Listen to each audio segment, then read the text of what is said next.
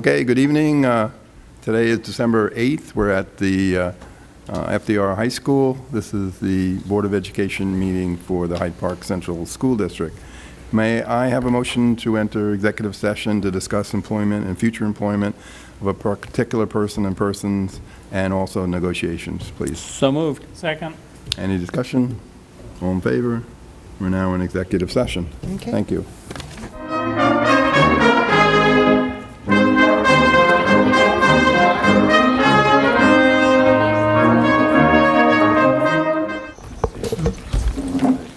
Thank you all for being patient. I'm sorry we had a long discussion and felt that we could try and finish it, and we went a little longer than I had hoped. But thank you for all being here. The way it's great to have a meeting and have parents, staff, kids. Wow, this is good.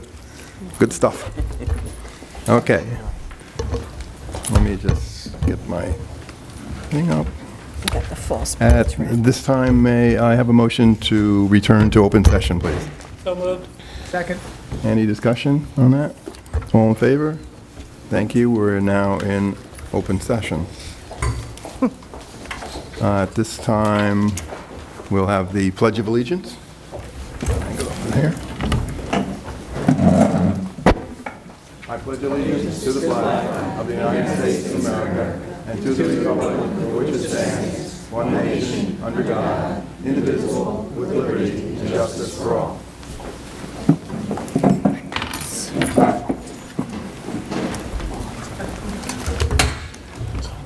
Okay. There are no agenda modifications that I know of, so may I have a motion to accept tonight's agenda, please? So moved. Second. Any discussion on that? Anything I forgot? Okay, all in favor? Opposed? Thank you.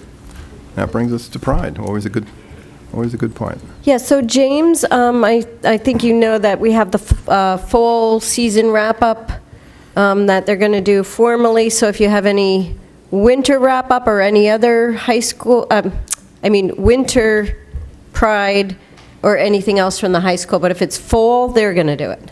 Okay, deal. Yeah, okay. So we've had a great amount of students from our music department take part in the area All-State. We had like 3 students from chamber orchestra, 7 from band, and about 18 students from our choir department. And it's really great to see that these students have participated in such a great program. Since the last time we met, our winter sports have started, and it's an exciting beginning. Our basketball teams have returned with a good amount of players, and good players as well, and they've had a pretty good start as from what I've seen. The swim team has been training hard. I definitely know that. I know that they're doing well, and the winter track has yet to start their competitive season, but I also know that they've been putting in a lot of work. And also something really exciting, the President's Cabinet has been reestablished and is really getting our students excited to go out to the basketball games and support our team. And it really seems to uplift the school spirit when it comes to that. And I certainly get excited going to games with the student section, so it's pretty awesome. Sounds good. Great. Thank you. I had a couple, and then anybody else? We had some nice publicity, actually both on North Park, the National Circus Project at North Park. It's always it's a week-long program. I see Margaret Robley here, and they actually featured that as School of the Week for that, so congratulations to North Park. I've seen it in the past, bits of it. It's really exciting. I didn't get to it this year. And then the students at North Park and a school in Laura Collins' class and somebody in Rhinebeck had a special thank you to veterans service. And again, they got School of the Week for that with some really nice photos, a nice connection between our students and the veterans. And then today on Q92, the Haviland Middle School vocal group, and there is a link to their performance on YouTube, and so that was a delightful performance that was far-reaching on the radio. Okay. Anybody else have any other Pride? Want to share? No? Okay. that brings us to the full athletic wrap-up. So Eric Romanino, come on up, and I know I see a lot of athletes and a lot of parents. So Eric, we really had a banner year, and Eric thought this was worthy of really just taking a moment to pause and celebrate and read off some statistics and see the faces of the students who achieved all of these great things. So thank you, Eric. Good evening. Before I introduce some of the athletes here tonight, I'm very proud to announce that 9 of our 10 varsity teams earned the New York State Public High School Scholar Athlete Team Award. That's just amazing. 9 out of the 10. Great. And those teams are the cheerleading team, boys soccer, girls soccer, golf, boys cross country, girls cross country, girls swimming, girls tennis, and volleyball. Those teams had a cumulative average of above 90. So congratulations to those teams.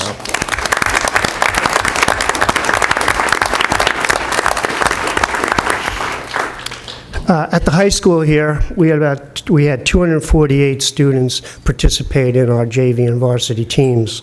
187 of them, of those athletes, were 85 or had 85 or above average. About 75% of our kids participating in sports have a 85 or above average. They're on the honor roll, and that's worth celebrating as well. Yeah, good.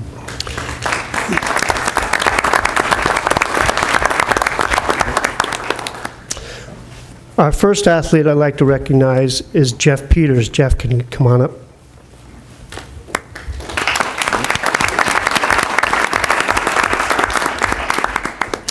Jeff is a golfer, a senior golfer. He was the 2016 MHAL golf champion. He was last year's 2016 Section 9 champion and qualified for the New York State Championships. This spring he will be competing in the sectionals once again for a trip to the New York State Championships. Congratulations, Jeff.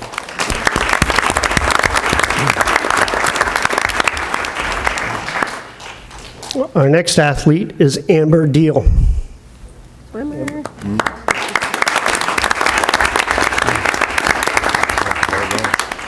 Amber is an 11th grader. She qualified for the New York State Girls Swimming Championships. She was in the 100 breaststroke, correct? 100 breaststroke. She placed 9th in the state championships this year, and she broke the school record and the Section 9 record in the 100 breaststroke. Congratulations, Amber.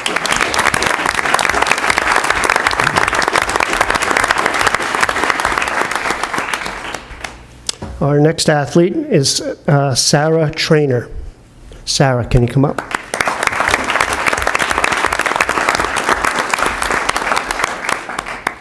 Sarah is a freshman. She was the MHAL cross-country champion. She placed 3rd in the Section 9 championships and qualified for the New York State Championships, where she placed 53rd. Sarah also qualified for the New York State Federation Championships. This was the first time an FDR cross-country runner has qualified for the Federation Championships. Congratulations, Sarah. And by the way, I had an opportunity to go to the MHL Championships down at Mills Mansion, which is an awesome facility, awesome park, and I was just amazed how difficult that course was, and to win that championship, it's a credit to the training that Sarah does. Congratulations, Sarah.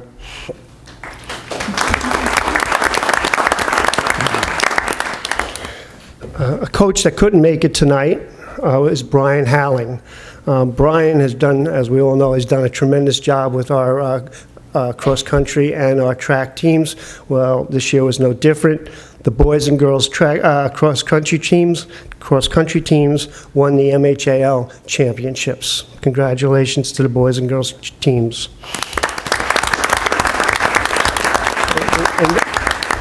And that was the second consecutive year they've won that championship. The boys team also was ranked in the top 20 in the state for the most of the season. So congratulations to those two teams. And finally, I'd like to recognize Coach Bellino, if he can come up here from the football team. Coach Bellino is going to say a few words about our next athlete, Neil Tompkins, but I have to say, talk a little bit about the football team. It was we had a 6-3 season. We were 1-8 last year, and we started off on a good note with a win, and we had a couple rocky games in the middle. Season could have went either way, and a credit to he and the coaching staff to pull it together, and the kids to pull it together. And I think part of the reason was they won a couple of close games and finished up on a high note with a 6-3 record. Can you introduce the next athlete? Yeah, absolutely. Thanks for letting me come talk about Neil Tompkins. Neil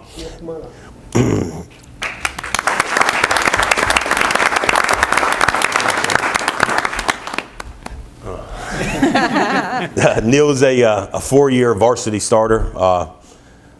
Football, which isn't a common occurrence, especially at a AA football level. He probably leaves FDR. I'm going to go out on a limb and say, as the winningest football player in the last 30 years, playing 3 full seasons. The 1-8 season, Neil missed pretty much the whole entire thing. He leaves with 17 wins in those 3 seasons. Was an anchor, a leader, 2-year captain. Didn't come off the field. Neil is going to undoubtedly play in college. He does have scholarship offers on the table already.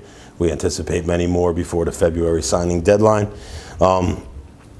Neil was voted by Section 9 coaches, not only to the All-League team, to the All-Section team, which is out of 19 players. And Neil received 70% of the vote and voted the Section 9 AA Lineman of the Year, beating out players from Newburgh, Monroe, Woodbury, everything else. So certainly finished up a decorated career at FDR, and we anticipate the future. We're going to hear a lot of great things too.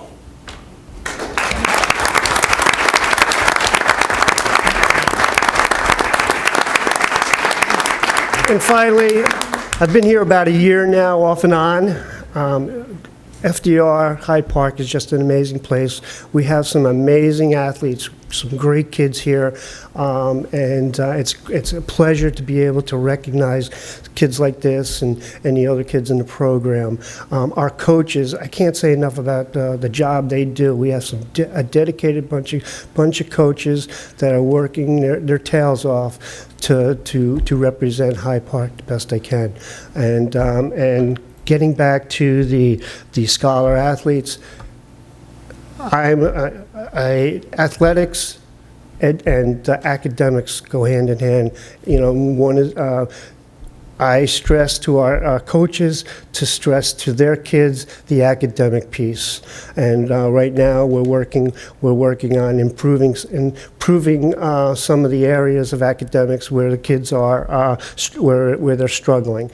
Just something that we're working on. But I've enjoyed my time here, and I hope to continue to do the job that you guys want. Thank you. Before you go, I'd like just to say, you know, I've heard a lot of good things. I don't personally know you. I haven't spent a lot of time with you, but there's a lot of people saying you're doing a great job. So thank you very much. Thanks.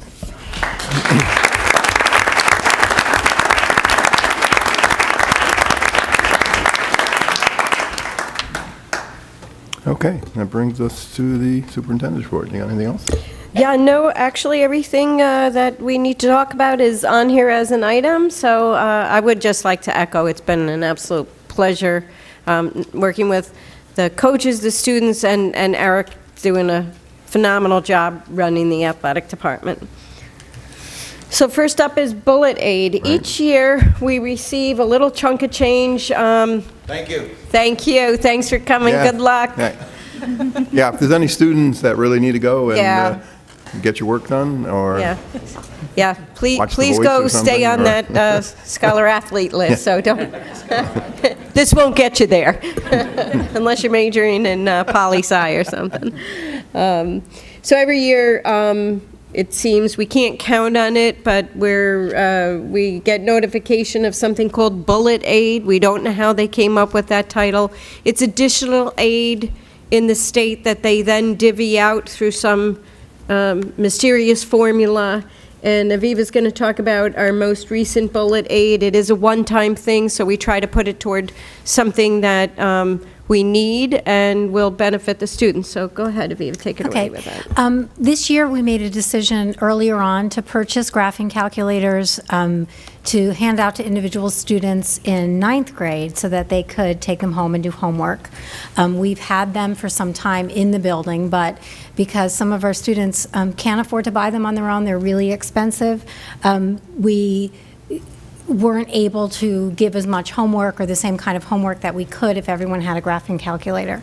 So we purchased those, and it's been so successful that when the Bullet Aid came along, we thought to use it to invest in more graphing calculators for students in geometry and algebra 2. So we've already covered algebra 1, and now we're moving on to the other courses that require the calculators. So if you want more detail. Just how much was it, Aviva? The total was $29,375, which covered most of the Bullet Aid, and that was 24, right? 24, yeah. Yeah. 25 boxes of them. Great. Okay, so just we'd like to update the community when we get that additional funding where we put it. Okay. That brings us to Mr. Pardee. Come on up. You're up. For those of you who may or may not know, throughout the course of the year, we host a board meeting in each of our schools, and when we host in one of the schools, the building principal gives an annual update on all things that have to do with their school. It's time for them to share and celebrate and recognize, and so this is Rick's turn. We're here. Well, thank you. I'm excited to be here. I'm glad that you folks are here. Thank you for the calculators. We certainly like getting that. That's great to hear.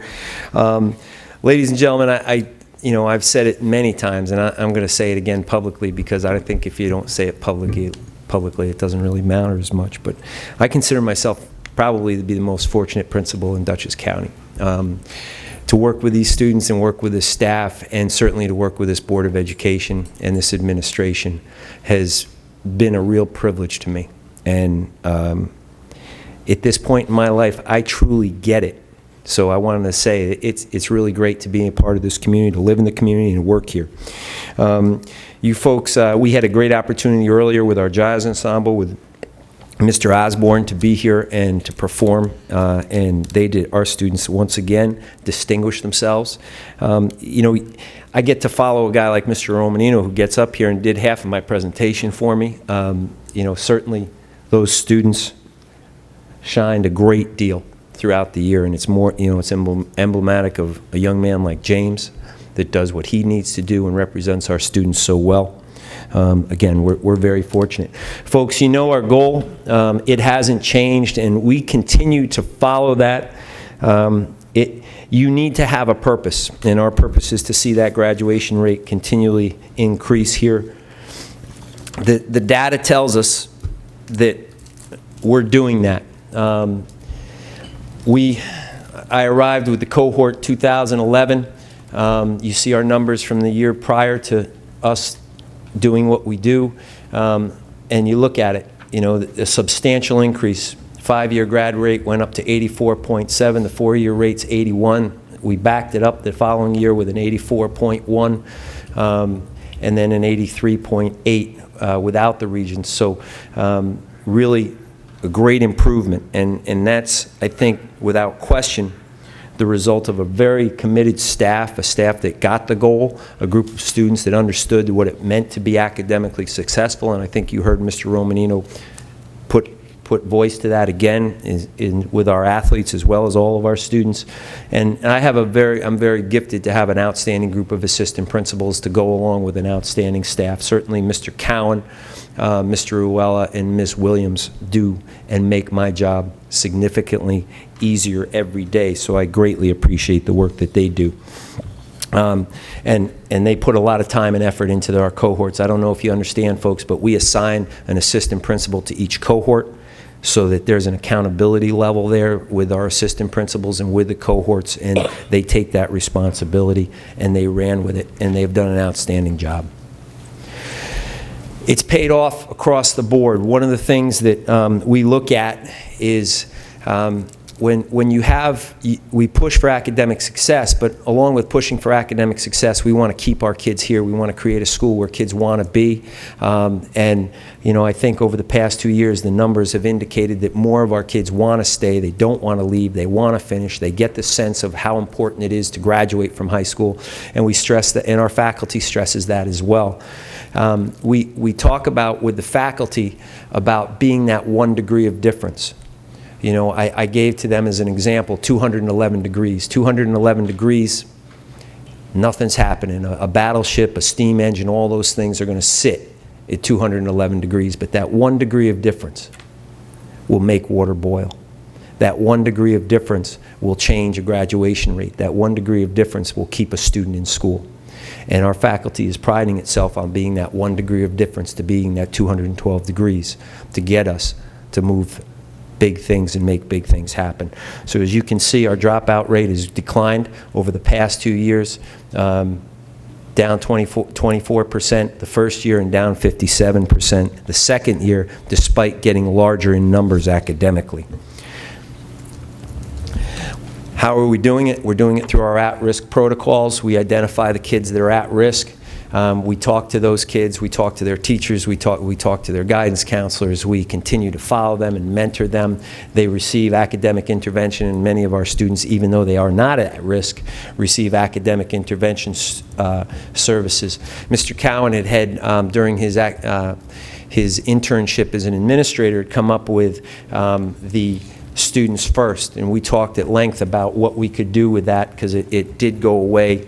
And we brought it back. We're going through our credit recovery process with those. If a student needs extra help, we have them stay after school. So Students First is an after-school program that we're able to put our students at risk through to give them some additional help.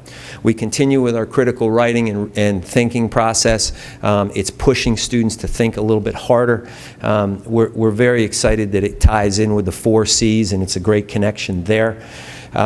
Regents Prep, we always appreciate that you folks are giving us that Regents Prep. We are working on a number of the Regents exams for students that want to raise their score, had a passing score and want to raise their score in January, and also had a failing score and want to increase that as well. Even though a student may get a variance as a result of possibly a learning disability, we still push our kids to get scores above the passing rate and still get students to raise their scores across the board.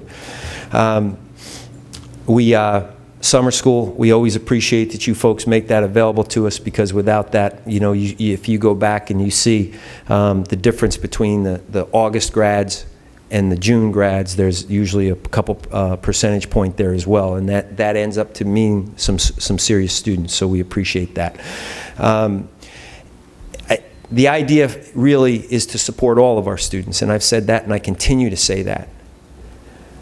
We need to help every student in our building, and if it may be a struggling student, but it also may be a student that needs to be pushed harder, we need to push them and get them into maybe a more rigorous academic program. And the fact that we offer our 16 AP classes, that we offer Dutchess community classes with dual enrollment, we have students that can get credit, and then the project Lead the Way, where students can earn up to 12 credits. I want to remind you of that great moment last year at graduation. We had an outstanding graduation on a Friday night. It was a great night. But one of the things that really hit me the most was a young man named Linsky Lundy. You know, Linsky wasn't one of our top 20 students, but the day he graduated from high school, he earned his associate's degree from Dutchess Community College. That's 60 college credits. It's a remarkable achievement. It's a remarkable achievement, and he was able to do that at FDR as a result, and be an athlete and be active in his community. What we're trying, the programmatic initiatives, It's, you see those, we talk about the 4 Cs. And the 4 Cs, again, I know it's a district initiative, but it's been something that's been near and dear to my heart, and we've been talking about critical thinking all the way through. We push our students to think harder. I ask our teachers to raise the level of questioning, not what's the date, but why is it that way? Why did it happen then? What were the contributing factors that caused that to happen? How could it have been different? Those are higher order level questions, higher order thinking questions that ask our kids to know more, to be more involved, and to understand the concepts greater. And that ties directly in with the 4 Cs. We know that we have the issues that we have in our community and in all communities. So we work hard with our faculty, with the New York University Cultural Competence Training. It strengthens our practices for reaching all of our students, not just one group, not just 2 groups, but all of our students. AVID is exciting. We're going to have our first graduating class of AVID students, and part of AVID is advancement via individual determination. And it's exciting because we're kind of in Dutchess County, we're on the leading edge of that. And it's exciting that schools are starting to want to come and hear what we're doing here. When I can talk to people that say, that the principal at Arlington wants to know what we're doing at FDR. When I hear the principal of Dover wants to come and see what we're doing here, that tells us that we're doing things that are good, that are fundamentally sound, and that are pushing the thought process of what education can be. We're not just doing it the old way, because the old way didn't work. We need to do it better, and that's exciting with AVID. And part of that is we're seeing kids that before might not have been in an AP class are now in an AP class. So we're raising their thought process as well. The daily agenda, we continue to expect it's there, and that helps our students navigate. It's a simple concept, but when a student goes from one room to the next, to the next, to the next, they know what to expect. They understand why they need to learn it. They understand that there's a simple objective to what they need to learn. And when everybody knows what the objective is, whether it's graduate more students or whether it's to learn a certain concept, the student has a measurable thing that they can do coming out of there. So that's important to us. We know that we need to help our students more than we have. I just think that that's a common sense thing. We suffered some loss at the beginning of last summer and of some of our graduates, and we're attempting to address that in every conceivable way that we can. The Sources of Strength program, we're going to have this group come in from University of Rochester. They're going to speak to our faculty on Monday, and we're going to look into ways that we can create student leaders throughout our building of all different classes, from all different groups, for lack of a better term, to have as, for a good way to call it would be an ambassador, somebody that our kids can turn to and ask a question. Where can I go for this? Where can I go for that? Because kids believe in kids. They believe in adults, but they talk to each other. So by creating this level among our students that know where to go, know who to talk to, or might be able to refer somebody to somebody, or be able to refer an adult to someone, we're trying to close up some of our gaps to meet all of our kids' needs. To meet the social and emotional aspect. Again, we continue to work with our common planning time, and Project Lead the Way, I think, has put us in a position where we're getting some students into the engineering field, getting into computer science that might not have been there before. We firmly believe in PBIS, and we work hard on trying to make sure that our we recognize students that are performing positively on the announcements. We have teachers nominating students that have distinguished themselves in a positive way, or done things to make themselves better. And Rick, PBIS stands for? Positive Behavior Intervention Strategies. Sorry about that. Just seems to roll off my tongue sometimes. As a result, and again, me standing here and talking doesn't mean anything. But if we have the data to prove it, that makes the difference. We talked about the graduation rate. We talked about the dropout rate. We looked at our what I'll call our success stats. Some people might call the percentage of student failures for the first quarter. And we were better this year than we were last year.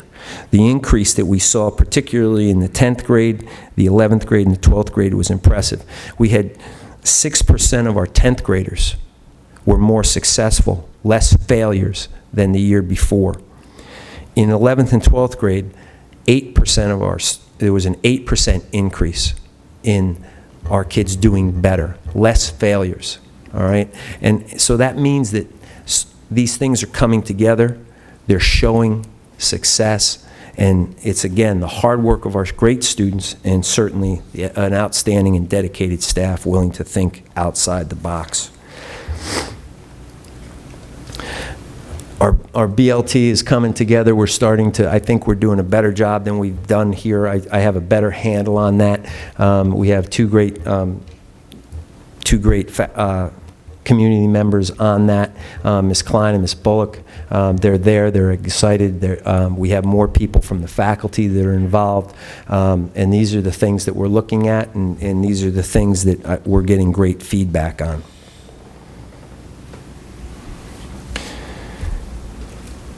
We got a great PTSA. I'll tell you what, you know, we had a FAFSA night the other day. They supported that. They're here. We get more people coming out with our PTSA. We're thankful for that. They reach out. They connect with me. They let me know what's happening. And I know every time I go to a meeting, I'm going to hear something that's going to help to make our school better. So it's certainly something I'm greatly appreciative. There's a lot of things that we're doing, folks, and I know this. I'll be honest with you. There's a lot of things that aren't up there. Mm-mm. You know, ping pong tournament, you know, that student government did, lip sync. I mean, those things aren't up there. I think we had 200. We gave an award out to for the can drive, Claudio Cares can drive. One homeroom, 298 cans. That's a lot of cans. That's a lot of weight. You know, they did a great job, and our kids are doing a great job. Try moving those buckets out in the front. They understand, and this is the piece that touches my heart greater than anything, is they understand what it means to help this community. You know, we sometimes talk about kids that they don't, maybe they're wrapped up in their phones. They might be our kids may be looking at their phones, but they might be looking at their phones to see who they can help. Our kids care about this community, and that was one of the things that we should all be proud of. Oh, there we go. We talked about a lot of great kids up here today. They stand out. They create a great thing. Our staff is helping them. We do a lot of different things to be positive in this building, and I'm excited about all those things. Again, you know, each year that I've been here, we've had somebody recognized by the National Merit Scholars. Luciano was recognized this year as a National Merit Commended student and also as a Hispanic, National Hispanic Scholar. That's a heck of an achievement. You know, we've heard about a lot of these folks tonight. You know, again, Mr. Osborne and the band was here. They distinguished themselves across the board. We had a phenomenal play. You know, if you came to Radium Girls, you know, I came to Radium Girls thinking I was going to attend a wonderful high school play. I was touched. I was moved. I walked out of there thinking I had gone to a Broadway show in terms of the way that they had performed that play. So, you know, again, so many great things that are happening. And I've got to say, you know, I've had more contact with Mr. Romanino throughout this fall. I meet with him 2-3 times a week. I get down. He's had me in to speak to the coaches about what my expectations are. And, you know, I know he's there. He's working hard, and he's bouncing things off of me. How can we be better academically? How can we be better athletically? And I'm coming back at him with the same questions. So that's been a tremendous thing to have him here with us as well. Again, I can't say enough about our kids. I know you have a lot to consider and think about tonight. But again, I'm honored, and I greatly appreciate this opportunity. Thank you, ladies and gentlemen. Right.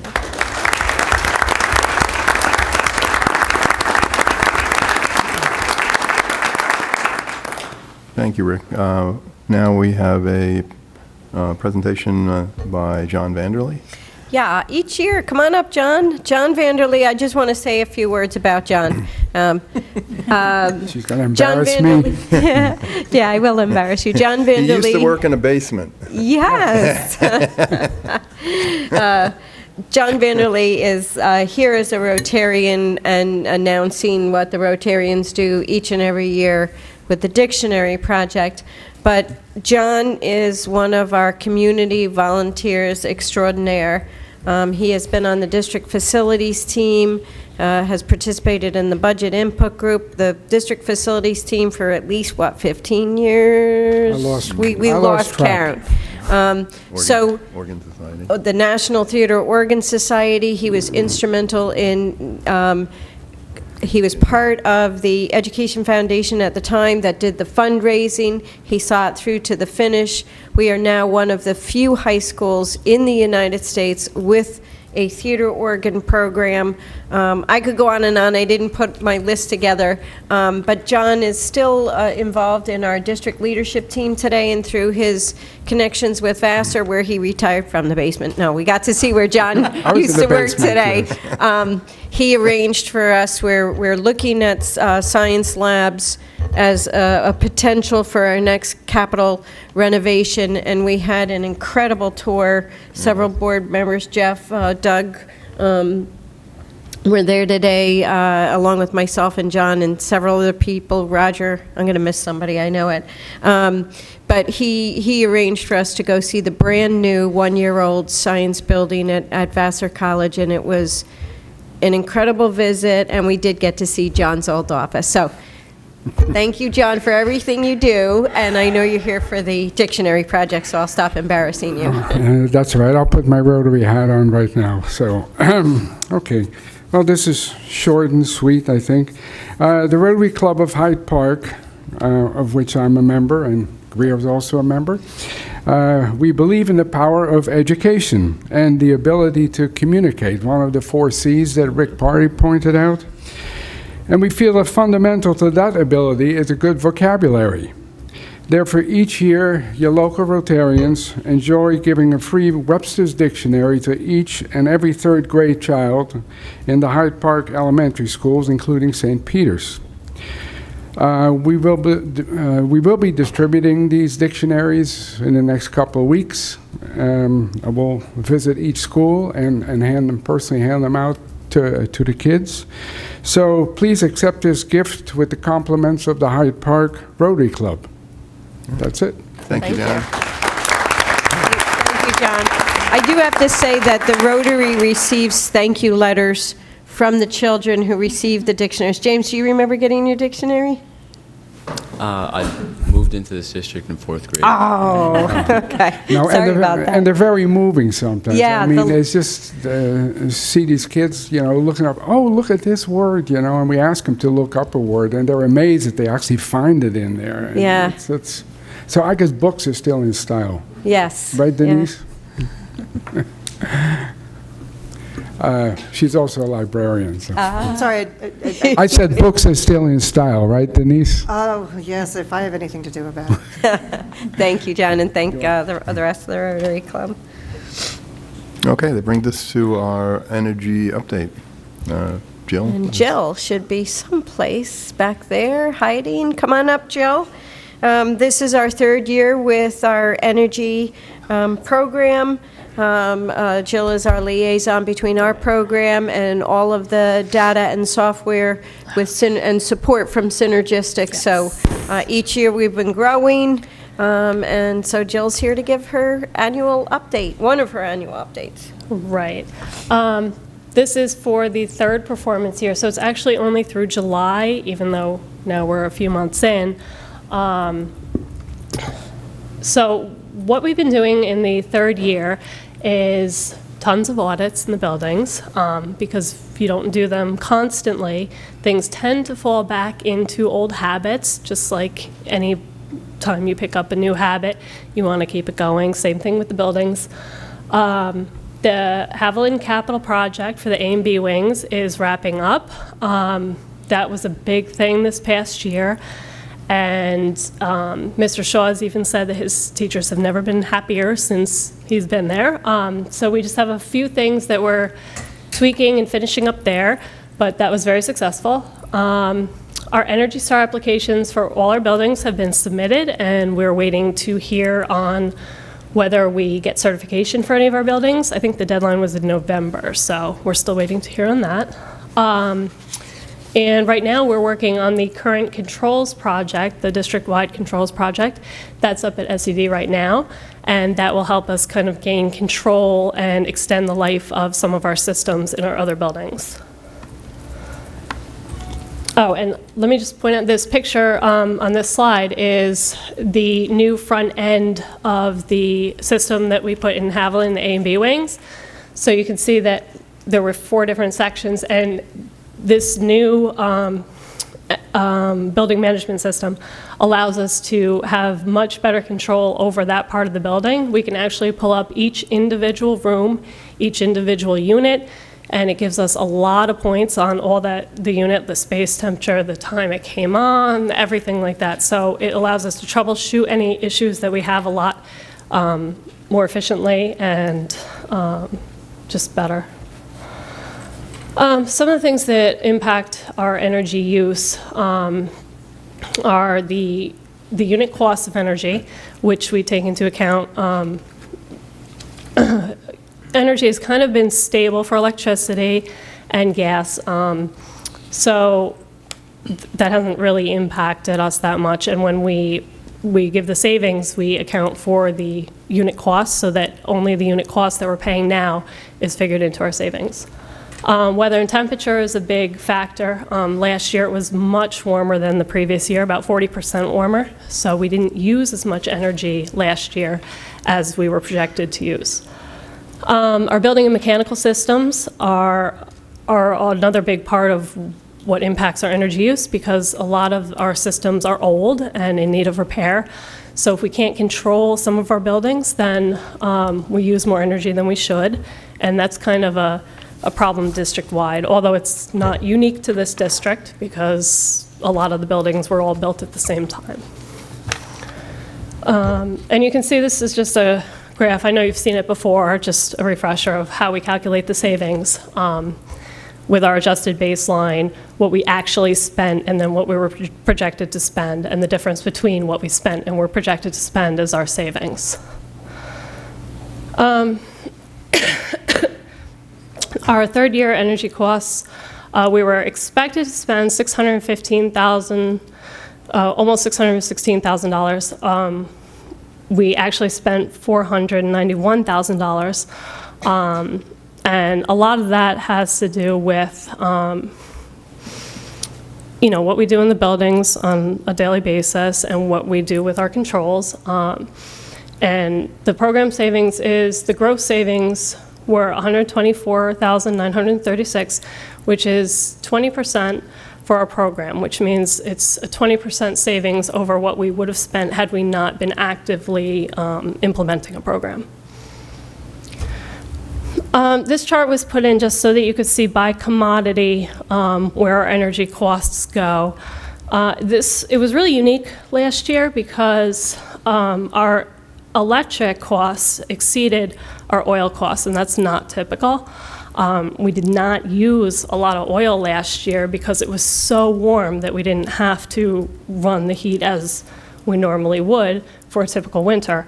Normally you see oil pretty even with or even exceeding the electric, and that just wasn't the case last year. So this is our energy savings to date, the cumulative savings for the program. It's at about 18%, and we surpassed the $500,000 savings mark last year, so that was really good. And you can see in the third year, even though we're at a 20% savings, the savings for the performance year were lower than the first 2 years, and part of that has to do with if it's warm and we're not using the energy, we can't save additional energy. So if we're not using, then there's not as much savings to be garnered. And our gross program savings, our program costs, and the net program savings. You can see that the third year struggled quite a bit with net savings. And again, that has to do with, you can see the program cost remains stable, but the gross program savings is a lot less because of the fact that we just didn't use the energy. So what are we going, and I want to make it clear that even though we we didn't meet the program costs in net savings. We are still in the black for the cumulative program, so we're still saving. We didn't actually lose that money. So what are we going to do about that? We've installed and are using timed overrides on boiler plants and building plants where we don't have as much control. So we can now shut down a system and not have to worry about it coming back on. It'll come back on automatically. Whereas if we rely on the building's air lines to shut it down, that doesn't happen because there's leaks. We finished up the Haviland project, as I mentioned, and the district-wide controls are at SED, so that'll help us save a lot of energy if once we get that underway.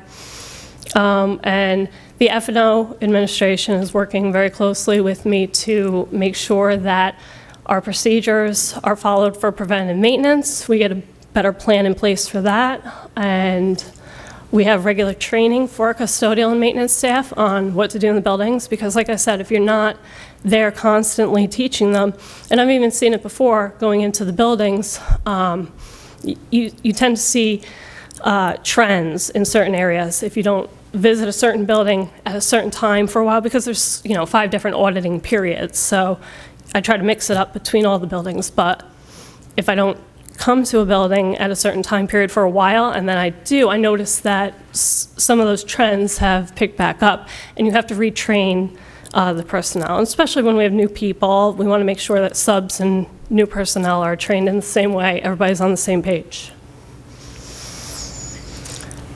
So we are in the 4th performance year now, and this is really great because at the end of this year, we will no longer be paying Synergistic for their consulting. So right there at the end of this year, we have a 6-figure savings right there. We're not going to pay them anymore. However, if we continue implementing the program and submitting our data, we can request visits and verification from them at any time, training from them at any time. It's lifetime support. So this is the year when our savings are really going to show, because we won't have to pay them all that money. And what do our savings look like for, this is the life of the program, the savings in our carbon footprint is 1,820 metric tons of CO2, and that is equivalent to 46,654 tree seedlings planted and grown for 10 years. So it's that amount of CO2 that we're not putting into the atmosphere that we're saving. And 379 passenger cars not driven for a year. So if you think about that, that's a lot of carbon. And again, social media, we're trying to make sure that we're just staying in touch with everybody. And I send out flyers and communications with all our staff on a regular basis so that everybody knows we're here. What else can we do for you? We're trying to make everything easy and more efficient for everybody. So that's where we're at. Let her go. Yeah. I know we're going to open it up for questions, but I want to thank Jill for her work. And one of the designs of the program is Jill reports directly to somebody other than facilities, so that, the people who manage the controls are not, trying to manipulate. So right now, Jill and I work together. And one of our goals in moving forward, we tried it, but it was in the, I was going to say hysteria, but it was in the time frame of all of the new Common Core and all of the pressures on the teachers. So one of our goals in moving forward is to really move this program down to the student level, assemblies, getting students more on board, and it's starting to happen. But as we grow and as we continue with Jill, that's definitely going to be one of our goals. And I just wanted to say that I was really surprised right before the Thanksgiving break, and I'll mention it because we're in this building. I came out of a meeting with the athletic director, and the SWAT team hit me.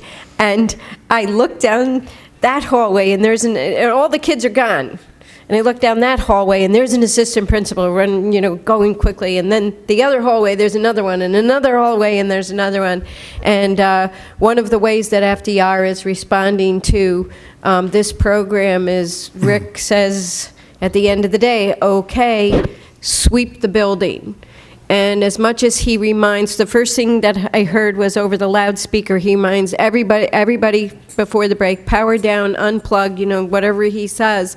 But then the team, the 4 people sitting right here, literally sweep the building so that if somebody forgot, they could catch it. So it was just an amazing thing to see this whole team coming through the classroom. So, And I did, right before the meeting, I did pull Mr. Party aside and thank him for their Thanksgiving shutdown because it was phenomenal. The building had, I think I found one room that had any kind of an issue. Every other room was completely shut down, everything you can imagine, fridges, blinds, everything.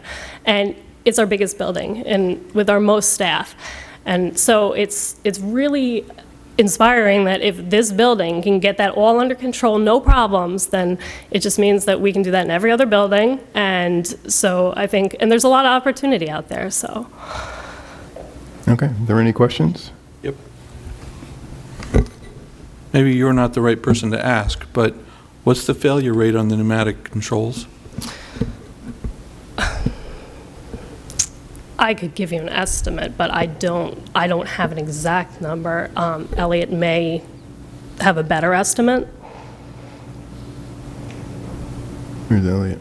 Elliot here? yeah, or we Yeah, can he's- get back to you with that. I don't know that anybody has that right. There's pneumatic failures in every single building. Do you have it, Elliot? Here you go. We have a lot of pneumatic. It's not, hi, not a firm number. However, just to be clear, our building systems are designed to fail on for safety reasons to prevent freeze-ups. So when the pneumatic systems are failing, what we're talking about is lines that are not able to retain air pressure. When the air pressure, so when we go from occupied to unoccupied, you're actually raising the pressure in the system. When the system cannot hold pressure, it defaults back to occupied, and we wind up running equipment at higher temperatures for longer times than we're supposed to. We currently have at least 3 buildings that are unable to maintain the higher pressure to set back the equipment. So roughly 40% of the district is under a pneumatic failure situation right now. Is that a systematic repair issue, or is it a component repair issue? It's an infrastructure issue. We've tried to bring in vendors that would entertain repair, and essentially what you'll have is, I'll use this room as an example, the pneumatic stat will be on the hallway wall, the unit ventilator is on the window wall. In many of our buildings, they poured that copper pneumatic line into the slab that I'm standing on. And so you've got cracks and leaks in rubber tubes and copper lines, and they're hard to identify, they're hard to find, and quite often they're hissing into the slab. And replacement or repair would really involve running a new line, and then you wind up running a new line from the thermostat up through the ceiling because it's cheaper than going through the slab, but then you're not really sure where the leak is. It could be upstream in the hallway, it could be back in the boiler room, and so you wind up, to use an expression another board member used earlier, during good, many after bad, in hunting for these ghosts in the machine, so to speak. So that's why we're moving towards a DDC project, which eliminates air altogether and goes with direct digital controls, because that was actually the more cost-effective solution. What kind of a timeline do you have? Do you have a timeline for repair of that problem? We are looking to begin construction of the DDC project next summer. So it's in SED right now at review. We're doing it all as a design build through state contract, so it eliminates the need for the bid process as we're using negotiated bids from the state already. And that system is up at SED. It's basically being designed and built as an expansion of what we've already put at Haviland, so that the district, like the map that Jill showed you earlier, the entire district will be mapped out that way. What kind of a price tag comes with a project like that? Well, it's $1 million to just do classroom thermostats and related equipment controls, not the equipment itself, but just how we turn it on and off. Our goal was to eliminate all of the pneumatics in the district. We hope that, barring any challenges, we'll be able to do that, and the only air we'll be using will be for our well systems. That's the hope. In some of our larger buildings, we may or may not have hiccups, but the intent is to just get away from the air altogether. Okay, that's all the questions I had. Thank you. Anyone else? Yeah, I have a couple of questions. I'm not really sure what comes first, but the efforts that you make in order to have the savings, you said you have to train, you have to go around, and we're making these efforts. What are some of those specific efforts that you're doing, and how do you determine what to do? I know we've had some complaints about the systems being shut down too soon in the school day, so the kids are getting cold, and then they're not being turned on early enough, and, so that the heat's coming up. 'Cause especially here in this building, I know that we've had a lot of that problems with the kids being cold in their classrooms in the morning, and needing to wear their coats halfway through the day because they're not getting, the heat isn't getting circulated in this building enough. So what are you doing about that and trying to regulate so that we don't have these low lows and these high highs? And then what are the day-to-day things that get done? You said you walk around. I know that you talked a little bit about them going around the building here and sweeping the building and turning things off. What else is involved in what we do in this program? And also, how is it impacted? You must get some help. We also do other things in the district as well to make our buildings more efficient, right? We have other companies that, right? Don't we use another company that comes in and helps us with doing things like replacing the windows so that they're more efficient and different things like that? Or is that all part of all of this? Okay. So I know that's a lot of questions, Yeah. but I was reading all through this, and it seems like there's a lot going on, and the whole There's point a is to lot going become more efficient. So let me just go back to the beginning to your first question. Our buildings, I want to make sure that everyone understands the primary goal of this program is to make sure that everyone, especially students, are comfortable and safe in their classrooms during their instructional day. We don't want to impact the energy use in any kind of negative way during that time. And so when we get complaints like that, comfort complaints, we investigate why there's a complaint, if it's an equipment issue, or if it's a scheduling issue. And what we've recently done is bumped back the time that all the buildings are coming on because of the change in weather and because teachers were coming in sooner. So we wanted to make sure that the buildings were coming on sooner. So we just moved back our start times on all of our buildings. And we make sure that anytime there's an event in the building, it's scheduled so that, there's heat, exhaust fans, everything's on. So there's that. As far as what we do day to day, auditing, like I talked about, is a huge part of the program, and it involves visiting each building during all different time periods, including nights, weekends, holidays, beginning of the day, end of the day, to make sure that our program guidelines that the board passed are being followed. And a lot of those have to do with lighting and equipment that's controlled manually, because we still have a lot of that, and to investigate complaints, to launch data loggers in the building so that we can get a better idea of what's going on, and to educate staff on what's going on in their buildings. Because this program is a behavioral-based program, we focus on how we can change our behaviors to be more efficient, how we can remember to turn out the lights when we leave, how we can remember to close our blinds and keep things off of the univent so that the heat operates properly, things like that, which is why it's important to get into the buildings with the students, because they're a big part of the program. Equipment is like windows and heaters, things like that are not, I can recommend what needs to be done in the buildings, but replacing that stuff isn't the first goal of the program. Controlling what we already have is. So if we can make repairs to better control our buildings, we're going to do that. Replacing large things is usually a capital project is involved. Right, I'm just saying, but doesn't that affects, doesn't that affect the savings, and doesn't that affect how well the program is working? It does. If it's Right, something, don't they have to go hand in hand? Well, if it's something that's going to be done regardless, then it's going to be done. If it's something that is being recommended because of the program, then we don't really adjust for those savings. But if it's something that say we replace all the exhaust fans in this building with newer, more efficient ones, we'd have engineers that do building simulations to find out what that difference is, and then it's entered as an adjustment in the program so that we don't take those savings into account. Thank you. Okay. Any other questions? Thank you, Jill. Sure. But we're going to have public participation, so if you want to speak then. Yeah. So let me just open public participation then. Come on up. I want to ask a question about... Yeah, you can do that in public participation. Okay? Gotcha. At this time, I like a motion to, oh, no, we can't, not yet. I'm sorry.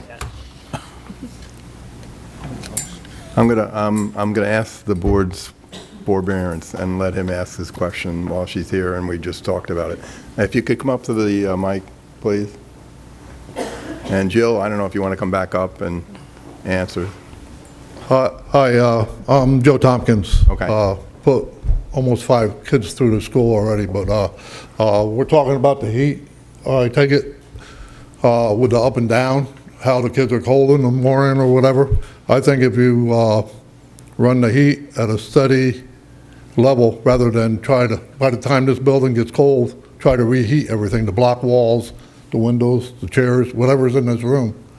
I think you're spending more money trying to build the heat. Keep it at a happy medium, and then in the morning, kick it up a little bit more. I wouldn't drop it down maybe on a holiday weekend, that's something different. But, and another thing about the leakage that you're talking about in concrete floors or whatever, if you know pretty much where the pipelines are, why can't we get a x-ray machine to see where we are leaking and maybe fix that one area? Okay. Wherever it could be. I think you could save a lot of money. All right. You know, it's, All right. it's not cheap to get that done, but might be cheaper than going the whole route, since we got so many schools that's dealing with that. Okay. Okay. Jill, you It might be want more to comment at Elliot. all, or? Some of it's an Elliot, yeah. Yeah. And in this corner, we have, No, we've done all the calculations for how we run the program, and a lot of people think that leaving the heat on or a low amount, same with air conditioning, that it costs more money to start it up again to get it to the right temperature, but it's just not the case. A lot of our savings come from when we coast down at night to when we bring it on again in the morning. There's huge valleys there in our peaks, and that's where a lot of our savings are garnered from, which is why we monitor the buildings closely to find out what our recovery time is so that we can have the buildings warm. And these buildings are old. We do have problem areas that take longer to recover, and that's why it's important to get the complaints to us so that we can remedy those specific areas. Yeah, our heat's not going up and down, up and down. It is set to a coast down temperature at night, the same way people even do in homes, but this is unoccupied at night. Okay, excuse me. How about if we shut them down earlier at night and turn them on earlier in the morning so the kids ain't cold? We did just adjust the start time after Thanksgiving break based on feedback, so that's really new. We just adjusted that time period back by 45 minutes and an hour after long weekends, because based on the feedback, the buildings weren't warm enough when people came in the morning. So that was a change that we made as of November 24th, or whatever the Monday after the Thanksgiving break was. Okay, I would like to just say, we have an energy committee. You're welcome to join that. I didn't want this to be, I thought you had one question. I didn't want this to be a long discussion because we have a lot of stuff on the agenda. But if you have one more item and I'm done. Okay. Thank you so much. All right, Thank you. thanks. Merry Christmas, everyone. And Same to you. Thank you. always looking for committee members. Yeah. Okay. Now I have to look and see what I'm supposed to be doing. District office restructuring update.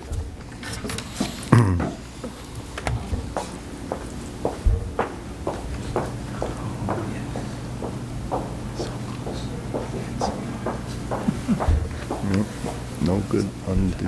Thank you. I'm not used to having my back turned on a captive audience, so this is a little bit different. One of the board's goals this year was to get an update on our restructuring. So I'm just going to go right for this, and hopefully, yeah, there we go. So we did a restructuring as of July 1st. Every time you have a key central office opening or position, it's time to re-examine how you're staffed. So that is exactly what we did. And as of July 2001, we eliminated one of the assistant superintendent positions. Cora Stemple was with us for 12 years. She is now the deputy superintendent at Duchess Bosse, so we still work very closely with Cora. But with her departure, it was an opportunity to look at our upper management and say, can we be doing this a little bit differently? And the end result was, yes, we did. We restructured, and the board said, okay, but let us know how it's going. Just as a point, in fact, when we say we're going to restructure and revisit, we really do that. Because sometimes you make a recommendation for restructuring and you find out that it was not successful and the cost savings wasn't worth it, and the FDR administrative team is a point in fact. At one point, a number of years ago, we recommended the elimination of the dean of students or the 10-month assistant principal, and we played with that for a while. Based on all of the feedback that we received about the academic success and the health, safety, and wellness of our students, when we revisited that topic, we said we tried to run this building with a principal and 2 assistant principals, and we did not get the results that we needed. The board then supported the reinstatement of a position. We actually made it a full assistant principal position. We hired Lynette Williams, and I hope that you can see 2 things. One, that when we restructure and we say we will revisit, we mean it. And 2, if it means that we go back or we revert or we add for the benefit of our students, we do. And you can see from Rick Party's results that he shared tonight that that was a good decision to make. And I'm sure you can ask the staff and the students, and they all fully support that we return to that structure. I am here to tell you tonight that we're not revisiting adding another assistant superintendent back. That doesn't mean that it will never happen in the history of the district, but it is not ultimately the recommendation of what we've found. So we eliminated the position of the assistant superintendent, and we created a deputy superintendent, and that's Aviva Kafka. So what we did was we took an existing assistant principal, we elevated the responsibility, we added the responsibility, and we were able to go from 4 central office positions to 3. And the cost savings to the district is $136,000. One of the things that we did financially was when we went through our study and our review of roles and responsibilities and how can we reorganize the work of 4 people down to 3, one of the areas we did not feel confident we could cover with added responsibilities of the 3 remaining people was the oversight of our English as a second language program. And so we recommended at the time that we have a stipend for that position, which interestingly enough was how we handled that position in previous years before Aviva came to central office. She was building principal and received that stipend in addition to her principal's salary. So when we looked at all the roles and responsibilities of moving from 4 to 3, we felt, especially if you've been following all of the increased needs of English language learners, we really needed to give that assignment. So we reintroduced the $5,000 stipend. That's Jennifer Kreiser Amy right now, and we still have a savings of $136,000. Part of what we did was we reviewed all of the job descriptions for all 4 positions. And part of that review was reviewing my own job description, which is part of my contract. And I take it very seriously. That's why I said to the board I wanted to revisit our organizational structure, because that's my job. Whenever you have an opportunity, you should seize the day and say, is there an opportunity to reorganize our administrative team or our instructional programs? And the other was to be responsible for recruiting, teaching, non-teaching, and fill vacancies. And one of the things that was a result of the restructuring is my direct oversight of human resources. The position that we eliminated was the Assistant Superintendent for Instruction and Personnel. And as we took that position, the first thing that we did was we moved personnel under the direct supervision of the superintendent. I am thrilled to do that. It was something that I've done in previous districts, and I miss doing that, and I've really embraced the opportunity. We have a newly hired human resource director, Rebecca Lloyd, sitting in the back, and it has been an absolute pleasure to take on that responsibility. So once we learned that Cora was moving on to a different position, we undertook the task. We actually talked to the board and said, you know, is this worth us doing? Would you entertain that? They were supportive. And Aviva, Linda, and I set out to say, okay, let's look at the 4 job descriptions. Not only our job descriptions, we looked at job descriptions and organizational charts from other districts. The review was whether to say, could we do what we're doing more efficiently and more effectively? Not can we just pare down the district, but is this an opportunity to reallocate work responsibilities and do it better? Or at least minimally maintain the same level? So that was the process. As I mentioned, we looked at job descriptions.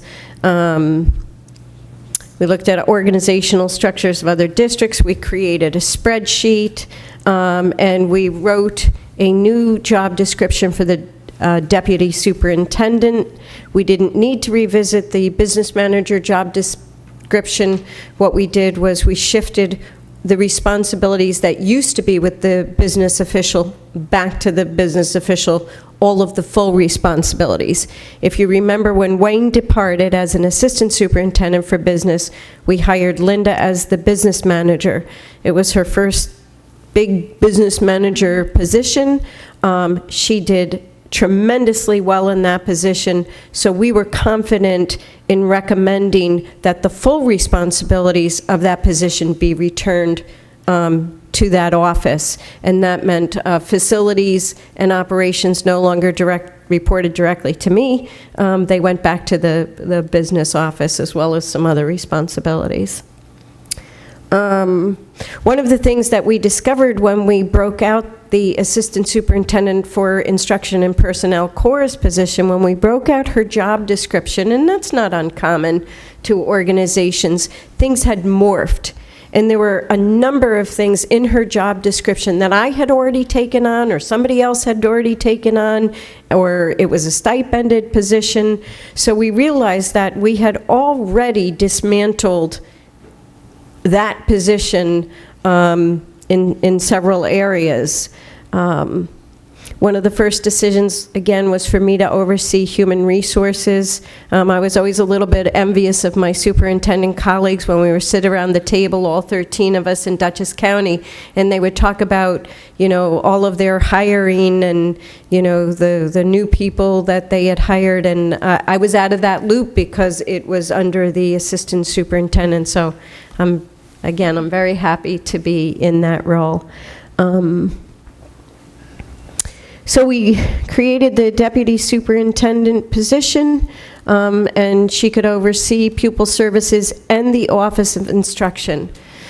The most important thing that we really thought about, and the most meaningful thing, was that we have one instructional program, and the way we were organized before was that one assistant superintendent took care of all of the special needs students. And another assistant superintendent was responsible for the instructional program. And just from a philosophical point of view, we wanted one instructional program under one superintendent, a deputy superintendent. We have one instructional program and students along a continuum of needs. So philosophically, we arrived at a place that, since we had the opportunity to look at it, we thought that was a philosophical and a pedagogical shift that we wanted to make. And that is very much in keeping with a lot of our partner districts in Dutchess County, that the Office of Instruction oversees a director, if you will, of special education, but it's not under a separate superintendent. Even with the increased responsibilities, in order to say, okay, we're moving from 4 to 3, we're going to ask Linda to do more, we're going to ask Aviva to do more. Their salaries, as you know, presented at the reorganization, they received an increase in compensation to acknowledge the increase in duties, and even with the increase in their compensation, again, our savings was $136,000 net. The other thing is we started to look around. No other school district in Dutchess County has an assistant superintendent for pupil services. So if you looked at the organizational charts of even Wappingers, Arlington, we had one assistant superintendent more than any other district in Dutchess County. So now we are more aligned with the number of assistant superintendents and the fact that special education has a director reporting to an assistant superintendent, not a separate superintendent for pupil services. I mentioned the ESL stipend and the human resources. One of the things going into our reorganization, we knew that organizationally we had a lot of what we called high-level meetings for low-level issues. And I know I put it up there, how many superintendents does it take to blah, blah, blah, change a light bulb. One of the things that was starting to become obvious was you don't need a superintendent and 2 additional superintendents to run a meeting. So we were top-heavy even in running very basic meetings. So part of what we looked at was, you know, there was a full-day academic intervention services meeting. I don't need to be at that meeting. We have a deputy superintendent responsible for instruction. She's fully capable. So we've really reduced the amount of top-heavy people at all of these meetings. We have a very capable staff. So there was a lot of redundancy in our work, so we eliminated some redundancy. And we did find that we could very easily collapse these job descriptions, and we could redefine what needed direct supervision versus support for several areas. So, so right now, Aviva, Linda, and I meet regularly. We always have. It used to be 4 of us. Now it's 3 of us. Rebecca does join us on a regular basis. We also call in the director of tech when needed, the director of facilities, and whoever else. But I can say that at every meeting, at every checkpoint, and we checked in on this whole reorg regularly, we're fine. And we also have felt kind of some breathing room in not having to do all of the redundant work and having to go, all of us being at the same meetings. And one of the self-checks that we do, well, is this dependent on these 3 particular individuals? And we feel absolutely not. These are jobs that anybody could walk into and manage and do, so that if Aviva leaves, I leave, Linda leaves, we're not leaving this legacy of, this is a mammoth job. And part of what supports that is that it is in keeping with the organizational structures of our other districts. So let's see. So we have asked for input. We put it out to the administrative team. How are we doing? Are you feeling any negative effects? Pretty much the overall consensus is no, we're not feeling any negative effects. There were 1 or 2 questions like, who do I go to for this now? It's been minimal. Are these guys laughing at me? The other thing that made it a little bit easier, the most important things, no deadlines have been missed, nothing's been neglected, we haven't missed a beat, and we felt that this streamlined organizational structure has made it easier by reducing the number of people you had to go through for everything. The other thing that happened was not because of this, but prior to this, our director of technology, we replaced a civil service person with a certified administrator, and we did the same with HR. Again, that happened before we looked at this structure. But when we looked at the reorganization, we realized that by elevating those 2 other positions, it certainly made it easier to do our reorganization. The workload might have looked a little bit different if we hadn't elevated those positions previous to Cora's leaving. So we meet weekly. We continue to find that this is a beneficial structure. We revisit the responsibilities, especially in the beginning, because there was that, oh my God, is there a ball that's going to be dropped? And so we would check the spreadsheet, check the job responsibilities, and at this point we don't even need to do that anymore. We still meet, but we're not checking the log. I mentioned we don't feel it's dependent on any one of us, that this is a structure that anybody with our credentials could walk into it and manage very easily. And we continue to be committed to excellence and high quality. We haven't lowered any standards. We've maintained high quality expectations and high quality support for everybody that we supervise. And so that's our mid-year update on our, well, it's more than mid-year, so, but. Okay. Any comments or questions? Yeah, I supported this change when we started talking about it last year, and so far it looks like a positive change overall, not only the reduction in cost, but also the analysis of job responsibilities and the redivision. It sounds like it's been a good process overall for us. I'm curious about what it would look like if there were a failure, or if there's a problem.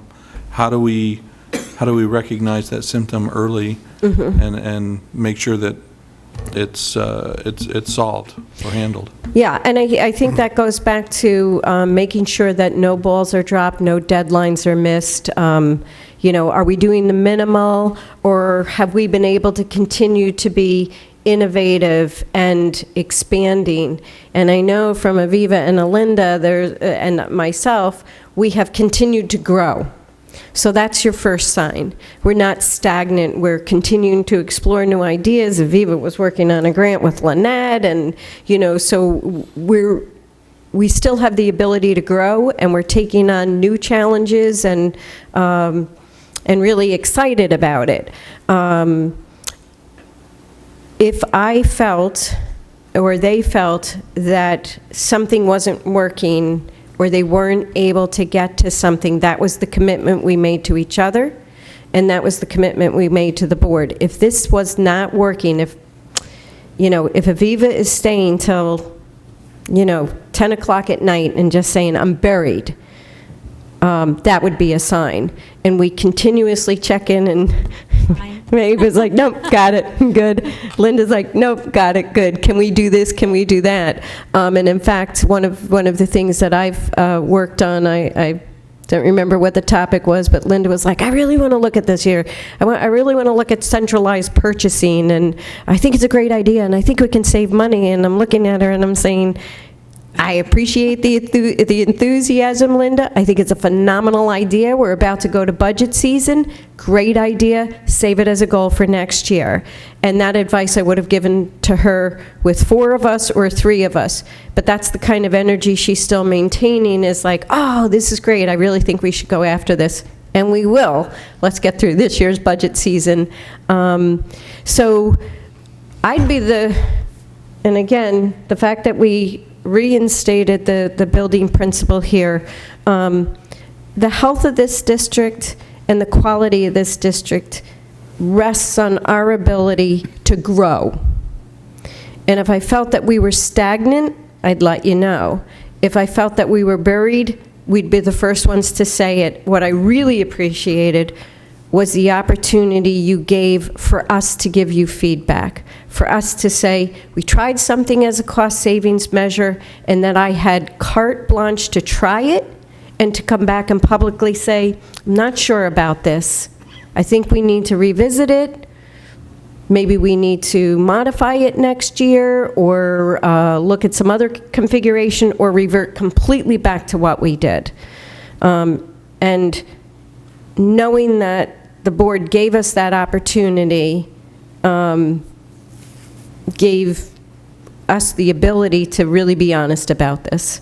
And we'd be the first ones to tell you, since you gave us that opportunity, to say, come back and let us know how it's going.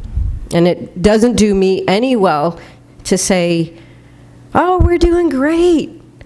And then the end result is that we're not doing great and we're not growing, and that would be a disaster. Okay, thank you. You're welcome. Thank you. Anyone else? Any comment? Thank you, Greer. Great. I think Aviva's up. Okay, now the item everybody's been waiting for. Oh, at least James is waiting for it, right? And the few students that are still here are waiting for it, right? Okay.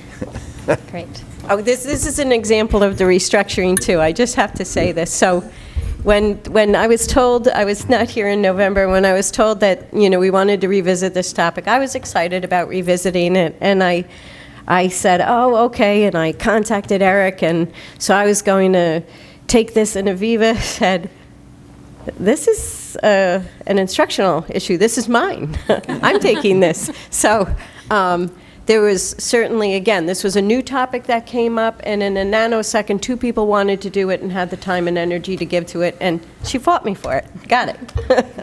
Thank you. Fight me, but. So good evening, everyone, and I assume Eric is still here in case there are questions. And actually, if you can come up, that would be great. And Eric was very helpful in putting this together. I'm going to go through the information pretty quickly, just in a bulleted form, and then we're very happy to entertain questions. So we're asked to look into this, the idea that student athletes could get an exemption from PE class. And here's the regulation. So in a nutshell, in grades 10 through 12, this is something that is possible. So the regulations do allow for this. And I'll talk through some of the details in a minute. Okay. So some of the research that Mr. Romanino did here for us was really just looking at schools that do participate. So as you can see, there aren't any school districts right here, but there are some, in the region and across the state.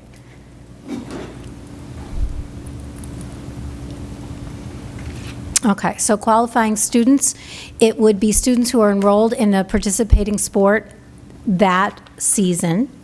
A pilot for seniors would be an option if this was something we were going to look at. We could look at university or just varsity. And the students, the schools that we looked at, it was only varsity in grades 11, 12. But again, the regulation does allow for more students. And I'm going to talk through the PE teacher as teacher of record a little bit and what that means, because it doesn't mean that you don't have to be enrolled in a class at all and that you can fill up your schedule with other things. So we'll go through that in a minute. Okay. Well, I guess we'll go through it after this, but I'll just say it now because it's on my mind. So if you're a student who's exempt, let's say you're a cross-country runner, and that would be for the first quarter. So you would still be enrolled in a PE class. You would be assigned to a study hall so that that PE teacher is still giving you a pass-fail grade. If you drop out of that sport, and I don't mean if you get injured. If you get injured, you're still considered part of the team and you're still there for practices and games. But if you dropped out of that sport, or if you had to come out because of you're on academic probation, you would go right back to your PE class. What made the most sense to us is that if this were something we were going to explore, the winter season would be the second semester, and if you did a spring sport, it could count as both third and fourth quarter. That way, you really could be exempt all year if you do 3 seasons. That seemed the easiest because the seasons don't align perfectly with the quarters. I think the important note, and I know it's weighing on people's mind, is this is a benefit to the student. This isn't a reduction in staff, because you need a have- seat. You still need a seat in that class. So in no way is this a reduction of Right. staff. And I'm sure Eric could speak more to this. I was a kindergarten teacher, not a PE teacher. But I would imagine I would feel a little bit like looking into this is like saying my content is not that important. So I just feel like I need to say that. I don't think it's part of the presentation, but I would feel that way when people say kindergarten's not mandatory. I kind of feel like, what? So I'm just expressing that here too. So, again, this would be considered a privilege if this was something we looked at and could be taken away for other reasons besides academic probation. If you don't mind. Go ahead. There are a lot of logistical things that have to be done to have this program in place. First off, students would have to apply. There would have to be an application process, and that would be determined after rosters are declared by the coaches. Then where do you put the student? Do you put the student in a lunch period, or do you put the student in a study hall? That becomes a problem for the administration on what to do with those students.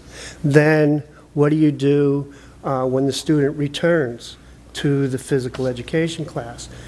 And typically what's going on, and I've talked to several school districts that do have the programs. So what happens is if the volleyball season ended on October 15th, that student would go back to the phys ed class at that point. Some sports and would go into November, that student would then go into the class. And it is a disruption to the educational process that's going on in that class. But that is a concern. There's a lot of logistical things. What do you do with the student, as Aviva mentioned, student that quits the team? We now have to work out a mechanism or a solution, a mechanism that the coach reports to the athletic office or the phys ed office, then that office then reports to the teacher. Then, what do you do for a grade? Right. Is it pass-fail? Can't give a numerical grade. Now, then you got to open up a whole nother can of worms. Is what are we going to do with physical education on a whole as 11th and 12th grade? Is it, right now, we do numerical, correct? Numerical grades. So now you have a student coming in with a pass-fail, and then you have the next quarter gets a numerical grade. How do we convert that into a credit? So there are a lot of logistical things that have to go on. And I'll say, just as a practical matter for the student athlete, and I'm a parent of 2 student athletes, they really count on that PE grade to raise their whole average. So some of those same students might really suffer with a pass-fail, practically, because that's something they excel in. I just wanted to mention, if we could, philosophically, I'm opposed to it, but because I'm a physical educator. But I kept an open mind in the process here, and to try to figure out how this could work and how we could do this here at FDR. And it can be done, but you have to address a lot of concerns before we even move forward. And a lot of that has to do with the application process, the grading process, and everything that I mentioned. If the people that I've talked to, the athletic directors that I talked to, said start out small. If you're going to do this, start out with just your senior class. Right now, this past fall, we had 54 seniors participate in fall sports. So we would have to find those 54 students would be eligible for this program, would have to apply, and then we would have to work out how we're going to implement that, how we're going to do this. So. Right. And I think the example I used about kindergarten or, the way Eric feels about, his content, PE, we don't talk about getting rid of not having to take music class because you're in the spring musical. But again, there is a regulation for this, and we've been asked to explore it. So let's just make sure that we didn't miss any points here. So yes, you'd have to be enrolled still in PE. And pass-fail, there's nothing in the regulation that says it has to be pass-fail, but I think that's what most people do because it would be incredibly difficult to assign a numerical grade for a sport. That's it. I just want to mention again, I mentioned that as a physical educator, I am opposed to this kind of a program. We're supposed to be developing well-rounded students, and playing football or running cross-country or swimming is not developing a well-rounded student. We're supposed to be promoting healthy lifestyles. By a student playing one sport or two sports, we're not doing that. We're supposed to be developing socialization skills through physical education. By playing just one sport or two sports, we're not doing that. So, as a physical educator, yes, I'm opposed to it. Can it be done? Can it be done? Absolutely. But there's a lot of work that has to be done to implement this type of program. There certainly would need to be a management and oversight. And the other thing I know, Eric, you shared with me, not all students will apply. Some students would rather just do that, but there are a number of students, and this is where it comes up, where they're taking 3 AP courses, doing three, they're playing sports all year long because they're a 3-sport athlete and taking every advanced placement course, and they're in student government, National Honor Society, and the school play. So I think every time the question comes up, it's generally from that group. Right. And the other thing, this is a great idea. I don't know where, I guess it came from the board here, but has anybody asked students how they feel? Has anybody? That came from our student board member, Eric. Eric? Because those students would, like we just discussed, would have to, now they're going from phys ed to another study level. Do they want to do that? Right. Right, and Eric alluded to this, but I just wanted to mention the physical education curriculum, which is rigorous, sophisticated, backwards design. It in no way is replicated by a particular sport. Right. So, any questions? I was surprised by your presentation, Aviva, because I've been on the board long enough that we actually have gone through this iteration and questioning a while back. But at that time, there was one significant difference. The opportunity to exempt themselves from physical education was available to them in only one defined period during the school year. If you were a 3-sport athlete, it was fine, but you could only exempt yourself from 1 quarter during the school year. That would have been a local decision. That's not a requirement in the regulation. There are various models of this. And in the folder here, I have several models. And I actually called a colleague down in Westchester, and they actually had a survey that was done of Westchester and what they were doing and how they implemented their programs. And again, I'm a proponent of physical education. I'd rather be focusing my attention, to be quite honestly, to the program that we have here that we currently have and make improvements to that. Do you know how long Westchester's been doing this? I mean- talked to the person from Rye, it was about 2 or 3 years. Okay, so it's not, It varies, it varies. okay. And I did have one question, though. Based on several things that have gone year-to-year basis, and a topic close to my heart this year, because Villanova lost its top recruit for its basketball program for a oddball situation of achievements of the student who had completed the achievements, but he didn't do it within a time frame that they defined. My question would be, or something that might need to be looked at if we're going forward, is are there any areas in the NCAA codes that need to be investigated to make sure that what we're doing meets with their requirements and standards for students coming into the NCAA program in terms of qualifications and being qualified? I'd hate to implement a program that resulted in the student having to be redshirted for a year because they didn't take phys ed for one semester or for the entire school year, and therefore didn't meet the requirements the NCAA had met, even though the state allowed it. I want to say that the NCAA goes by core subjects and core grade point average, but I certainly will look into that question a little bit further, because we certainly don't want to put our student athletes at risk in, when they have to go through the clearinghouse for scholarships. Now, won't that, if it's on their schedule, like you said, they have to be assigned to a class and they get a pass-fail grade, isn't it then considered on their schedule that they did PE?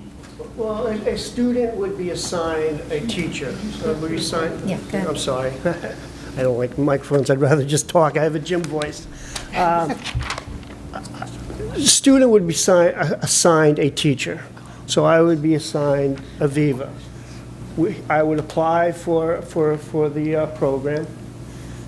Then I would go to practice and when or games, and then when the season's over, I have to go back into Aviva's class, and somehow there has to be a grade be given at that point. Is that what you're asking? No, I'm just asking in their records, it will show PE class. Yes, it will. Yes. Okay, I'm sorry. I'm pretty much a novice at this and not a big athlete in any way, as you can imagine. But you are big. Yeah.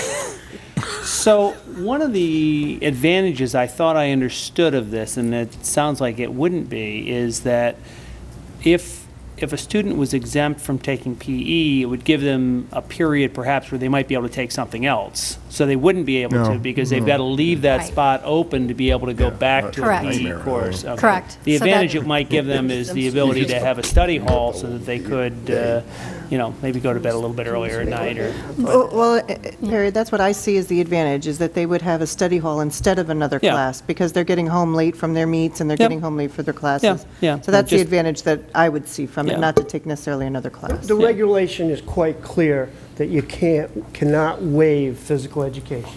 You just can't do it. And quite honestly, in my prior life, I'd be standing before a Board of Education and preaching not to do this, and I always thought that, it would cost jobs, and because students wouldn't have to take, it would be waived. Yeah. But as I did the research, I was proven wrong. Yeah. Is there a disruption that you would anticipate of a student who would, go in and out of a class? I mean, and I'd like just to hear a little more about that. Yeah, and Eric, I'm sure knows more, but I'm just thinking about what I've observed in PE when there's a unit and kids are taught, I'm thinking especially something like gymnastics, or, you're taught how to use the equipment safely. You lead up to certain activities, and then to come in at the end could be unsafe, or you couldn't really be able to participate fully because you hadn't had that opportunity to be in the unit from the beginning. But that's just one example. Absolutely. At the beginning of the units, you're teaching skills, you're teaching rules, you're teaching concepts, strategy. Now, all of a sudden, that student will now have to enter the class halfway through the unit. That student is behind, hasn't learned those basics. Sorry, this is really awkward. Double team. Yeah. With our back to the camera. Okay, I guess, So I just wanted to voice my strong support to continue to explore this. I think that it's could really be advantageous to our student athletes. I think that the students already lead very, very busy lives, or they can. So I'm curious what the next steps are in this process. Well, actually, to add to that, I'd be interested in hearing from students. I mean, if there's some students out there that are would advocate for I this. see Joey I'd like to chomping hear at the them. bit. Yes. And I'm sure James has. Before we hear from yeah. the students, I'd also like to just show my support of looking into this more. I think that these are not unsurpassable obstacles that are in our way, and I think the benefits that we could have to our students would outweigh some of the troubles that we would have. And I hope it was clear in the presentation that in terms of looking into it further, it would really, if the decision was to go forward, it is doable, and we could work out those systems. So I don't feel like there's a lot of unanswered questions in terms of figuring out, can we do it or not? We can.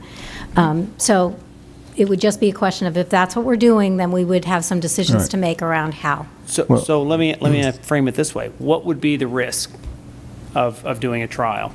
Of doing, say, okay, next year seniors. I don't think there's any risk. We just Okay. there's a lot of logistical things that have to be worked out between now and then. And I did say, that I kept an open mind, and I did say it was doable, although I object. You did mention that. Yeah. It is doable. It is part of the logistics, looking at participation in practices. I mean, take a sport like, track, where there's no tryouts, where they could sign up 200 kids. Are there practice guidelines that they have to show up? We'd have to come up with an application process. How are we going to get these students to apply? How are we going to get them into the opting out into another venue, study hall? So there are a lot of things that we do have to look at. Can it be done? Yeah, it can be done. I guess the question is, how long would that take? Well, it's December. If you're I mean, are we talking? If you're asking me to continue working out a system, working out a process, sure, I could start doing that tomorrow, and report back to you sometime in the spring on how we're going to do this, if that's what you want. I think that's the only fair thing we can do for the school and for the students, because if we don't have a process in place that's defined and understandable, that we explain to the students what the responsibilities are and what the requirements are, how do they plan the upcoming year?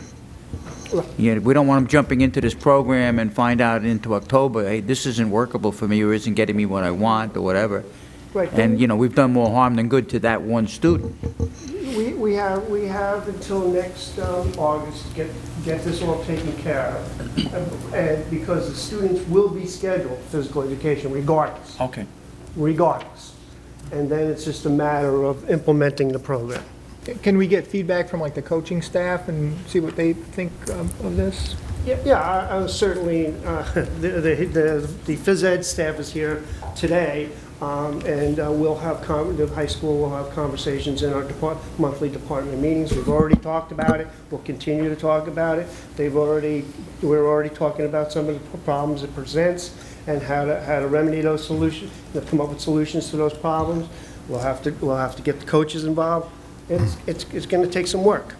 It's just not, let's go do it tomorrow and find out that, kids are running all over the building because they have no place to go. So if we were to ask for a proposal by, say, the end of May, is that doable? Yes. I think that might be reasonable. I don't know, is anybody? I guess the other thing I'd like to hear is from the administration here in the building, at the high school. He's a phys ed teacher, I'll just say. Yeah, I know. Hold on. Wait, before that, I wanted to make sure we gave, James brought this to us, so I wondered if he wanted to comment before we start opening up, since he is a board member. Right. Well, yeah.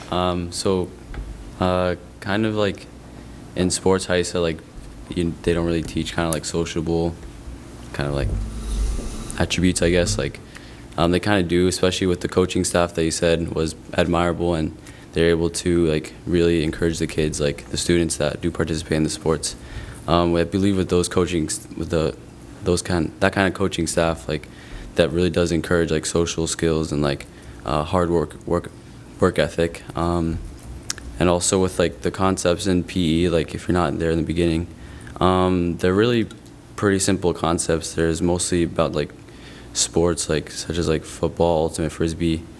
These rules and concepts are not that difficult to understand if you just like get a sheet, read it over one night, and you'll be good the next day. But I don't think in PE they teach like in-depth strategies about how to play flag football. So yeah, those are my comments. So James, I'm thinking you brought it here because you thought there would be a benefit. Yeah. And so I just thought it was important that for people to know that you asked for this to be explored because you saw it as something that would be beneficial. Yeah, I've also, and that you communicated. I'm seeing some of your colleagues in the back that you're in National Honor Society and student government, and so that you didn't just invent this, you're hearing this from your student body that you're representing. Yeah, I've also like asked like a bunch of student athletes about this topic, and like a lot of them gave good reports about it. Like they really wanted it to come to pass, and only a select few have kind of waved it away. Like they don't. I mean, it would be like optional, I guess. I'm not sure if like. Yeah. It would be optional. Okay. Yeah. I'll say also, he was in his very first board meeting. He was here. He's on the cross-country team. He doesn't have any study halls because he's doing all the advanced classes. And because he missed PE, he was doing his essay. It's required to missing PE. You have to do an essay if you can't make it up. And that's what he was doing over here. And his very first board night. Yeah. Okay, so I would like to suggest that we have a report back by the second meeting in May. And I'm sure what day that is, but you can figure it out. And we'll go from there. We'll all have an open mind. And certainly I'd like to hear from the PE staff as well. So that we can get, there's always two sides to a proposal. So if we're going to make a decision, we need to have all the information. So just logistically, do you want to gather some input pre the May presentation or at the May presentation? Include feedback from students, staff, administration at the May meeting, or? Well, I'm assuming he's going to get feedback from the PE staff, and certainly if I was him, I would get feedback from students also, because you have contact with the student athletes. Work them into whatever your proposal, and I'm assuming there are going to be pros and cons in the proposal as to what doing this means to this and whatnot, and so that we can ultimately make a decision. So I would like that presentation, the second meeting in May, and I think we could make a decision either that night or at the next meeting in June. I can work on a proposal, a model that based on the feedback from the administration in the building and the teachers at the high school that would fit here at FDR and make it work.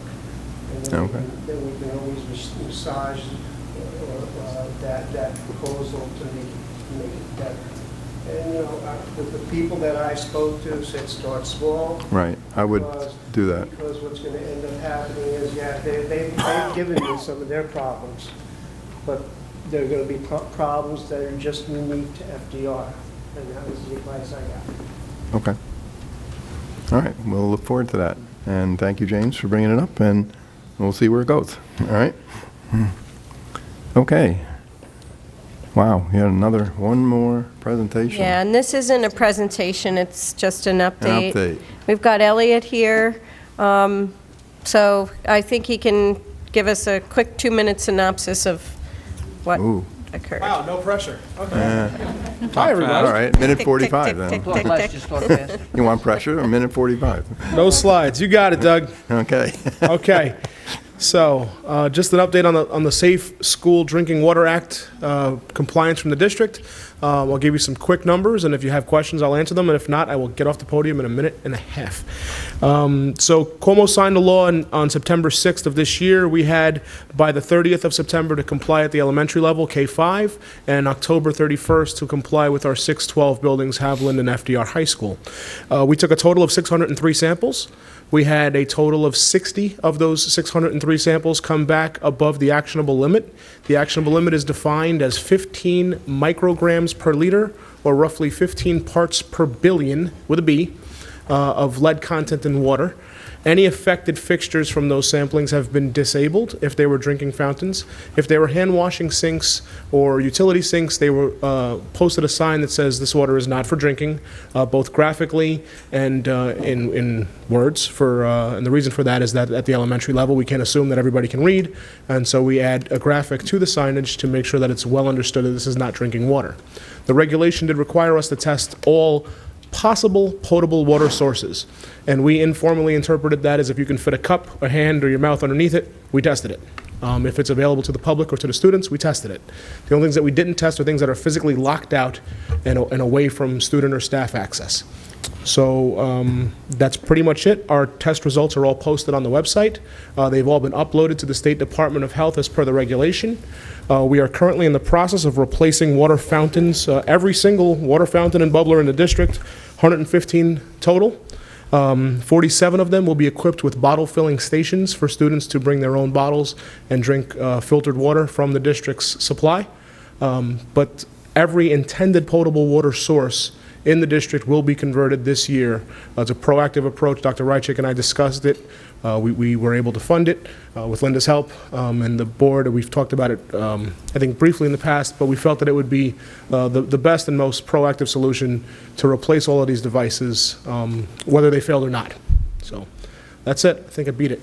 Any questions? Questions. What is it that's different about the water fountains you're bringing in that you say are going to alleviate the issue? The water fountains we're bringing in are they're called low lead content. They're compliant with the EPA's regulations for design. They don't really label anything as no lead, but you can get it as a low lead compliant fixture, which we did. They also have filters at the discharge point. So the water that comes out of them is going to filter out any solids or particulate matter within a certain very small number, and I don't know the number offhand. But we didn't have filtered units before. Now every water fountain in the district will be filtered to some capacity. And the capacity of filters are significant enough to lower the... it should remove... it should remove at least enough of the lead to get it below the Correct. standard. Because I've noticed, is, you know, I don't think anybody else has missed it. Since September, there's been an interesting number of modifications of advertisements for Brita filters and all the other ones saying, and we do lower lead content. But that stops there and doesn't say by 10%, by 1%, by no percent. Very few will commit to a number or to a complete absence. Right. But it is compliant with the EPA's regulation. And again, the state law circles back to EPA regulations that predated it. Yeah, and my knowledge of it is that the biggest offender in the systems right now are the fact that they use lead in the solder that put all the pipes together and in areas like that. So the water as it flows through the pipes is picking up the lead, or as it sits stagnant in the pipes, is catching the lead and going through. So, you know, I didn't understand what was different about it. If the pipes are all adding lead to it, what is the water fountain doing to take the lead out? And you're saying they are filtering it. We are filtering our water fountains as we install the new ones, yes. And we will monitor the effectiveness of the... Certainly. That's the one thing I didn't mention. Thank you for reminding me. This is not a one-time deal. This is going to be incorporated into the building condition survey cycle. So we're going to be required to retest again in 2020, and then every 5 years after that. And this does not do away with any lead or copper mitigation that we already have in place. So Roosevelt High School has had lead issues in the past. We do have a successful lead and copper mitigation and management system. That's still in play. That's still monitored at the local level by the Dutchess County Department of Health. This is above and beyond that at the discharge point for drinking water specifically. And since it's significant enough to justify replacing it, I would hope that we will do a full line of similar testing of the water we're providing to the students as soon as we're done with the replacements. I don't want to wait till 2020 to find out that, as advertised, they didn't do it. No, we will be taking a representative sample set from the new fixtures as they're installed. Okay, thank you. Elliot, the non-drinking fountain areas, is the state going to require us to do anything other than put a sign up? They just want to make sure that no one's using it as potable water. So, for example, we had some bathroom hand washing sinks that came back at an actionable level. Those have just been tagged as non-drinking water. We can eventually replace them, but we're prioritizing our drinking outlets first. All right, thank you. Any other questions? Yeah, I do. Can you give a little more information on what wasn't tested?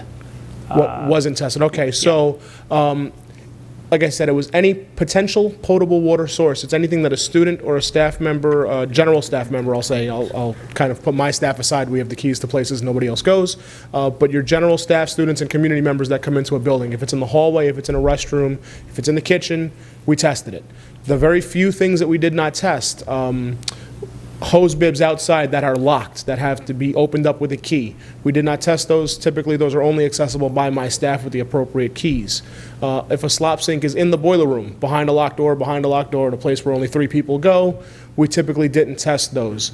Any slop sink that has a chemical dispensary station on it that we use for our custodial supplies, where there's contraptions and machines hooked up to it, and we only use it for cleaning supplies, that we didn't test.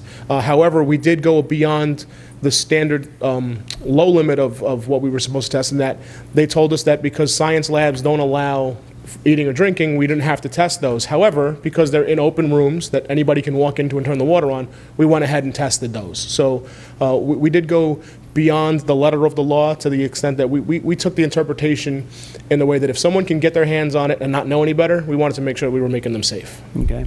Are we comfortable that athletic, usually it's coaches that I see filling large water coolers from hose bibs? I don't know that happens on the water here, Okay. and Mr. Romanino can probably correct me, or one of the coaches in the room, but we do have water supplies for them. Designated where ice machines are and stuff, and those all got tested. The ice machines themselves all got tested. Right. So anything that's locked out we did not sample. My point is, it may be something we'd want to test, just so we have our own information and know whether or not it's not required by the reg, but it might be nice to do the additional testing just so that we know, just for those, you think that nobody's got keys for those hose bibs? A pair of vice grips will flow water. Yeah. So it's just being a little extra safety, whether it be a custodial closet, be surprised somebody going in filling a coffee pot, something like that. I will say I went through the data. It's interesting. You have extremely low levels of those that were below the level, were significantly below the level. Looking at the averages, single digits on many. We were pretty happy with that. Yeah. There were a lot of districts had numbers in the thousands, and if we were above 15, we were at 40 or 50. Right. So comparatively, it's manageable. But we could certainly do some extra testing if that's what we feel we'd be more comfortable with. I was just wondering, what's the maintenance we can expect? Like, how these filters, how often do they have to be changed or serviced? Or They're actually pretty interesting. They have LED displays to show the level of condition of the filter. Green, yellow, red. So as soon as it goes to yellow, we'll be looking to buy a filter before it goes red. If it goes red before we can change it, we'll shut it off. But they do have onboard computers. I made a joke earlier this afternoon with Dr. Rychik. I said, even our water fountains are computers now. Like, everything has a chip in it and a battery, and it needs to be plugged into the wall. Battery but we don't have any sense, I mean, that it could be like once a month or I won't once know every until 6 months? they'll give us a gallon number. And I don't know the number offhand, but the units that we're putting in, especially with the bottle fill, it has a counter that'll give you, for every bottle that you refill, it'll give you a number that we didn't buy that bottle, so it's like a green message there. But it also gives us an LED light bar to give us the condition of the filter. So it's as simple as we're building in what we call a preventative maintenance work order, which is essentially an inspection for the custodial staff to just, as they walk the building, check them off. And if they see the light change, they just give us a call, and we're going to eventually have stock in replacement filters. And we'll be doing this at the elementary level also in the smaller bubblers too, so it's going to be all over the district. Great. Thanks. Okay. Any other, thanks, Elliot. You did stay to 1 minute. I tried. You did good. Thank you. did good. Yeah. I just want to comment on the water because it's something that's been weighing on me, and we haven't seen the media turn toward this. But this is not just a school problem. This is in any public building problem. This is a home problem. And I don't think we're that far away before you start to see, check your home water sources. And the way they check here, the problem is in the old pipes. And, we have 50 to 70-year-old buildings. And I think a lot of us are in homes that are 50 to 70 years old. And the type of testing we did was to let the water sit without any running water in the entire building for 8 hours, so that you're getting an example of if you went away for the day and then came back and turned the water on. So I think the water issue goes far beyond schools. It goes to any public building or mall, or any time you stop at a water fountain, and I think it does extend to homes. So I encourage people to think about this as a lead in the water universal problem. I think it's great that, this state said, at least in the public spaces where we educate our children, we're going to be responsible for this. But I think there's a lot of other places where our children go that aren't being tested. I can see this regulation, this type of testing being extended in the next area into apartments and office buildings. Mm-hmm. Colleges, universities. College and university, those areas where the people are not in control of what they're doing. I think the homeowners will be the last ones, but that'll come anyway. Okay, that's it. At this time, may I have a motion to enter public participation, please? So moved. Second. Any discussion on that? All in favor? Opposed? Thank you. If anybody would like to address the board, now's your chance. You didn't let me down. I knew you'd come up. Hello, my name is Joey Colezo. I'm a senior at FDR High School, and I've been a varsity athlete all 4 years here. I've participated on the varsity cross-country, indoor track, and outdoor track teams, and I'd just like to address a few points about why I agree with the proposal to make PE classes optional for varsity athletes. So as a varsity athlete, I have practiced for 2 hours every single day after school, sometimes even on Saturdays. And we spend all of our time practicing for that varsity sport. And the level of physical activity that you see in a varsity sport is much higher than you would ever see in a physical education class. So when you talk about taking it away, you're not really taking away the physical fitness of the student athletes. You're really just allowing them to spend more time pursuing the things that they love to do, which is the sports that they do outside of class. I do agree with the proposal's idea to limit it to only 11th and 12th graders, because if you take a look at the curriculum for physical education, the 9th and 10th grade curriculums are much more structured than the 11th and 12th grade. In 11th and 12th grade, a lot of times you're able to go and just walk the track if you want. It's not very structured. And so the student athletes would not be missing out on much by having the ability to have a study hall. And I also feel that the ability to have a study hall would allow the student athletes to spend more time focusing on academics, which is, after all, why we're all here. And they're already contributing to that social aspect, because I've seen in my experience as a varsity athlete that I gain a lot of social skills from doing that, way more than I have gained through the physical education program. Not to say that there aren't any that are gained through the physical education program, but I just feel that there's something to be said for the amount of social skills that can be gained outside of school. Besides that, I also just wanted to bring up the point that having varsity athletes participate in physical education puts them at risk for injury, and then that could inhibit them in their performance in the varsity sport, which is actually reflective of our performance of a school and an athletic program as a whole.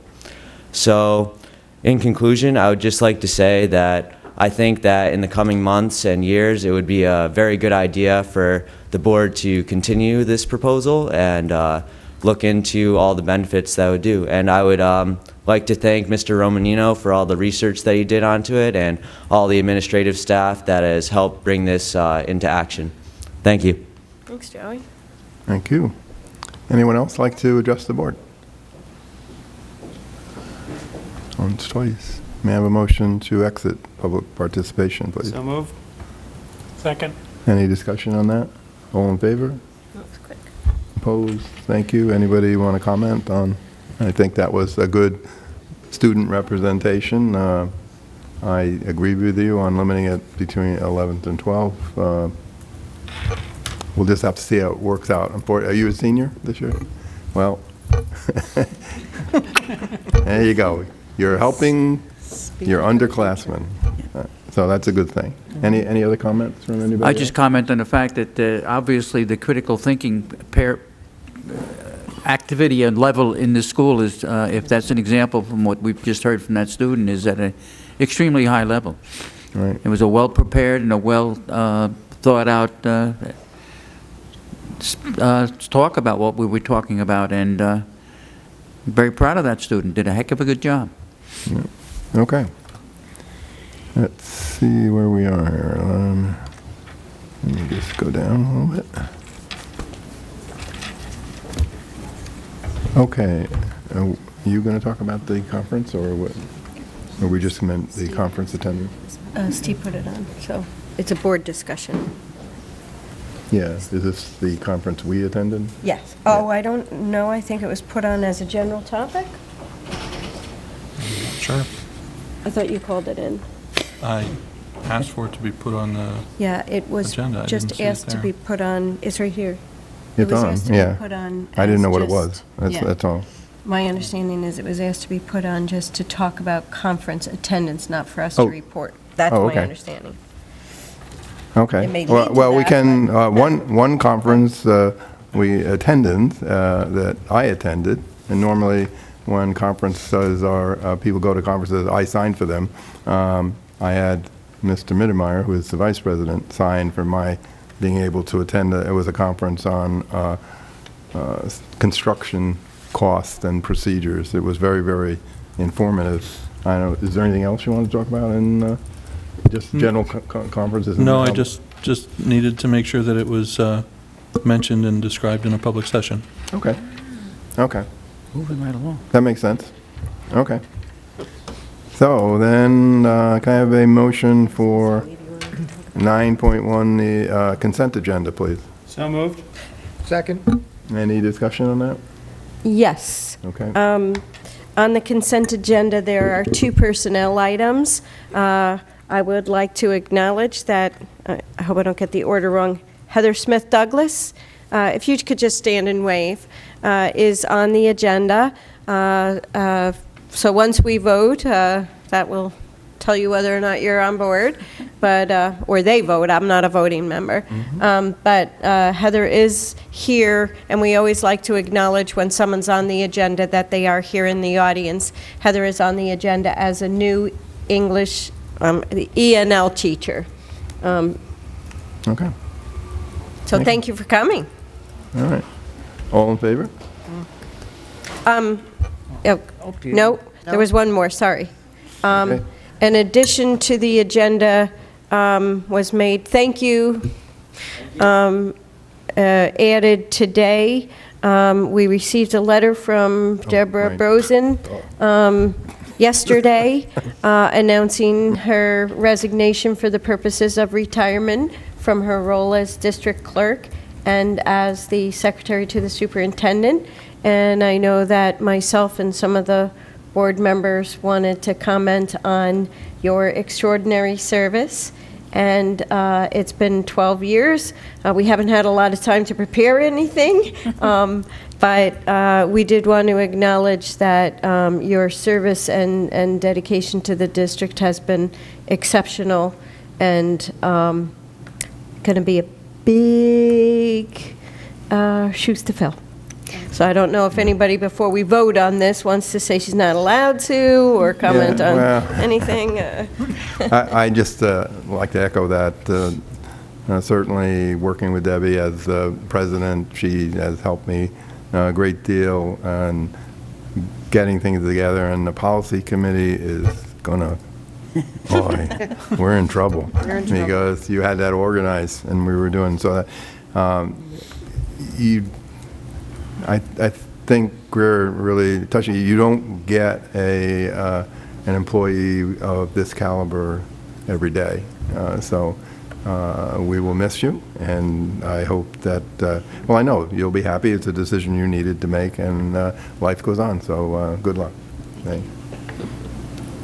I would just also like to make a comment. I have the opportunity to know other district clerks, and I will say that Debbie is recognized by her peers as being a leader, at least in this area, and I don't know how far that reaches out, but it could be statewide, as being someone who really knows the job and really knows how boards operate, and that's something, there's a lot to be said there. So there's going to be a lot going out the door, and I hope she leaves her phone number behind. Okay. I've worked with Debbie as long as she's been in the district, and I guess, Doug, I'm not sure if you... Yeah, me too. Doug and I, but... And many of those years I was vice president, so I had opportunities to work with her directly. But the comment I make about it is, at no time was I ever a response ever received when I asked a question saying, well, I don't have time to look at it, I don't have time to get to it, but I will look into it later. You know, it was always, I asked the question, and if I didn't get the answer immediately, it was within 24 hours, if at all possible.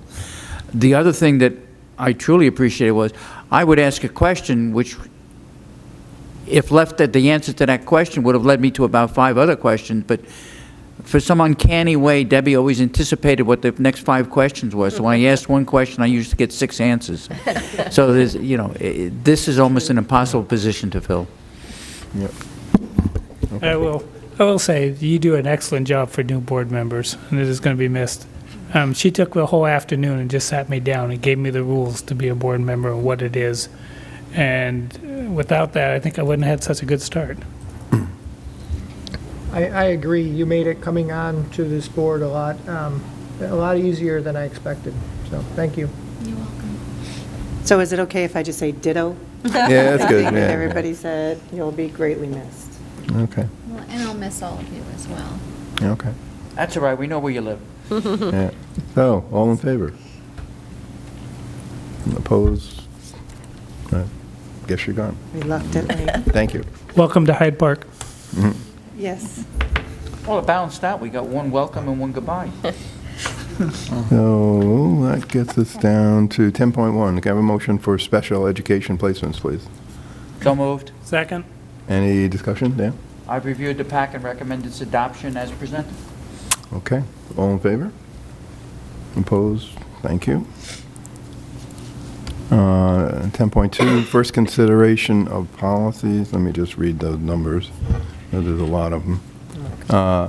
For policy 1120, school district records, 1120R, school district records regulations, 2120, school board elections, 2120.1, candidates and campaigning policy, 6100, annual budget, 6110, budget planning, 6112, determination of budget priorities, and 6140, budget implementation.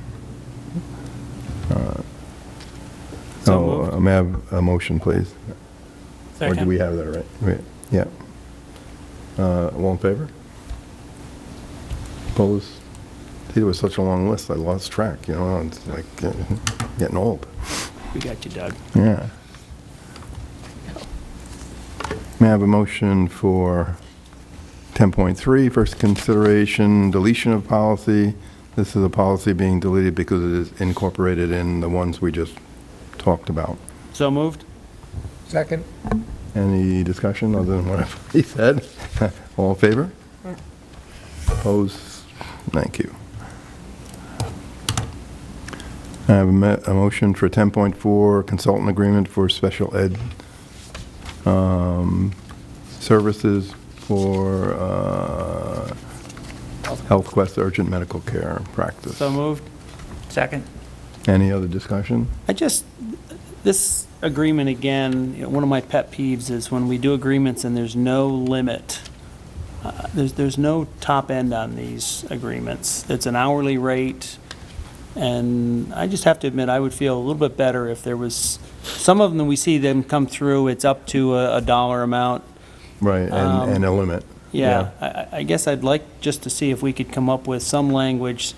I'm assuming this is their contract, but if there's some way that we could just put some kind of a limit. Do we issue a purchase order typically on this type of a? That would only be if we use the service, and then we would have an invoice, because this isn't, we're not sure yet if we're going to use it. It's there because our district physician might not always be available to attend a CSE meeting, and when a parent makes that request, we're legally obligated to have a doctor. So to have relatively low. extremely low. Okay, all right. We need to have it legally as a backup, and it may happen once or twice a year. But we have, I know, had other contracts that will, even at a high hourly rate, be capped at, at 6,000 or something like that. So we could do that going forward for sure. For myself, I would just prefer to see an upper limit as to where we are. Okay. All right, all in favor? Opposed? Thank you. The big one. A motion for 10.5. This will be a vote, a roll call vote for this one because it's involving bond money. This is the bond. All right. Can I have a motion first, please? So moved. Second. Any discussion? Go ahead, Doug. I would just like to say this is the refunding of consolidating other debt at a lower rate. Unfortunately, at this time, the 10-year Treasury is going up instead of down.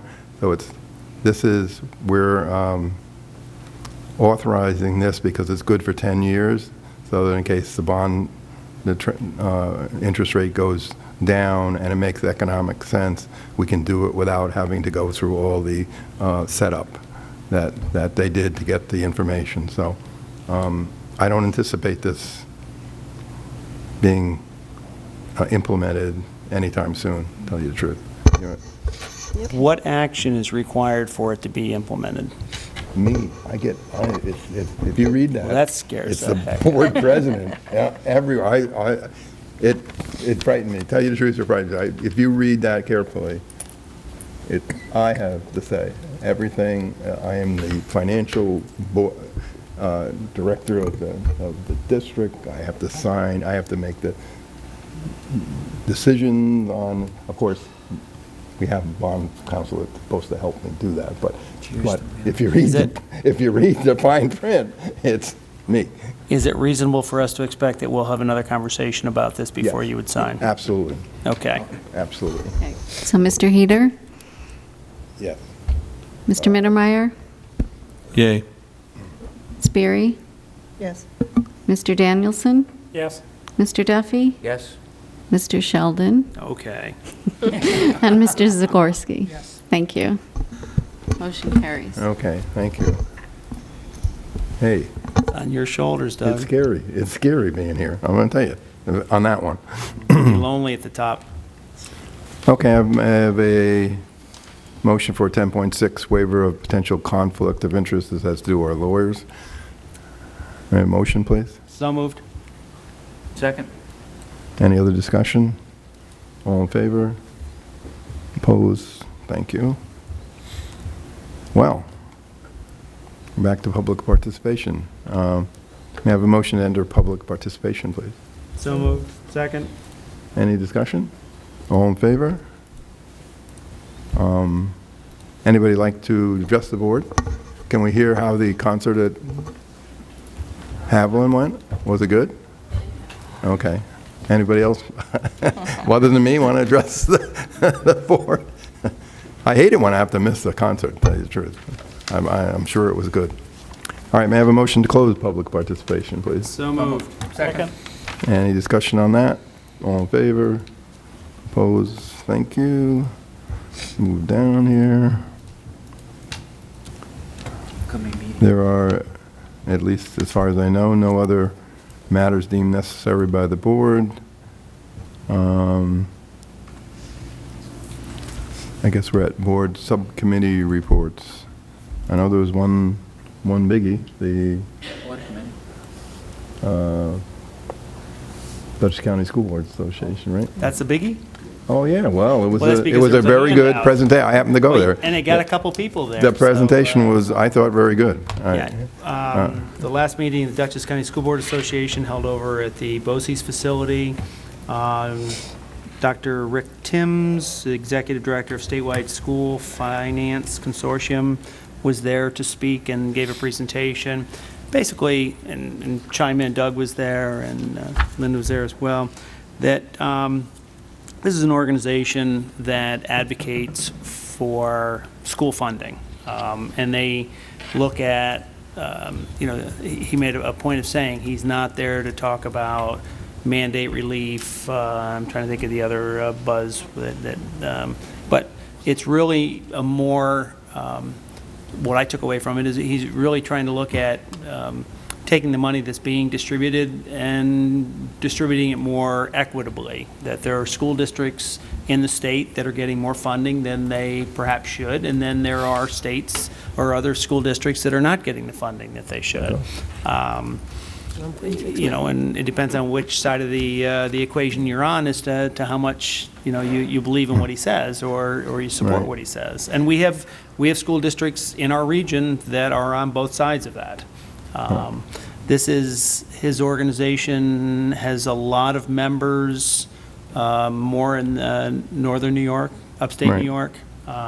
It is growing. There's getting some down in this area, but Well, I thought it was interesting because he told us a lot of bad news in an entertaining way, He was a really good speaker, but he said things like, you know why this is done this way?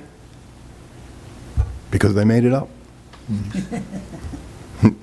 What's the formula? They made it up. They have to get to here, so they make a formula up that makes it get to here. Isn't that right, Perry? You mean they start with the answer and then make up a question?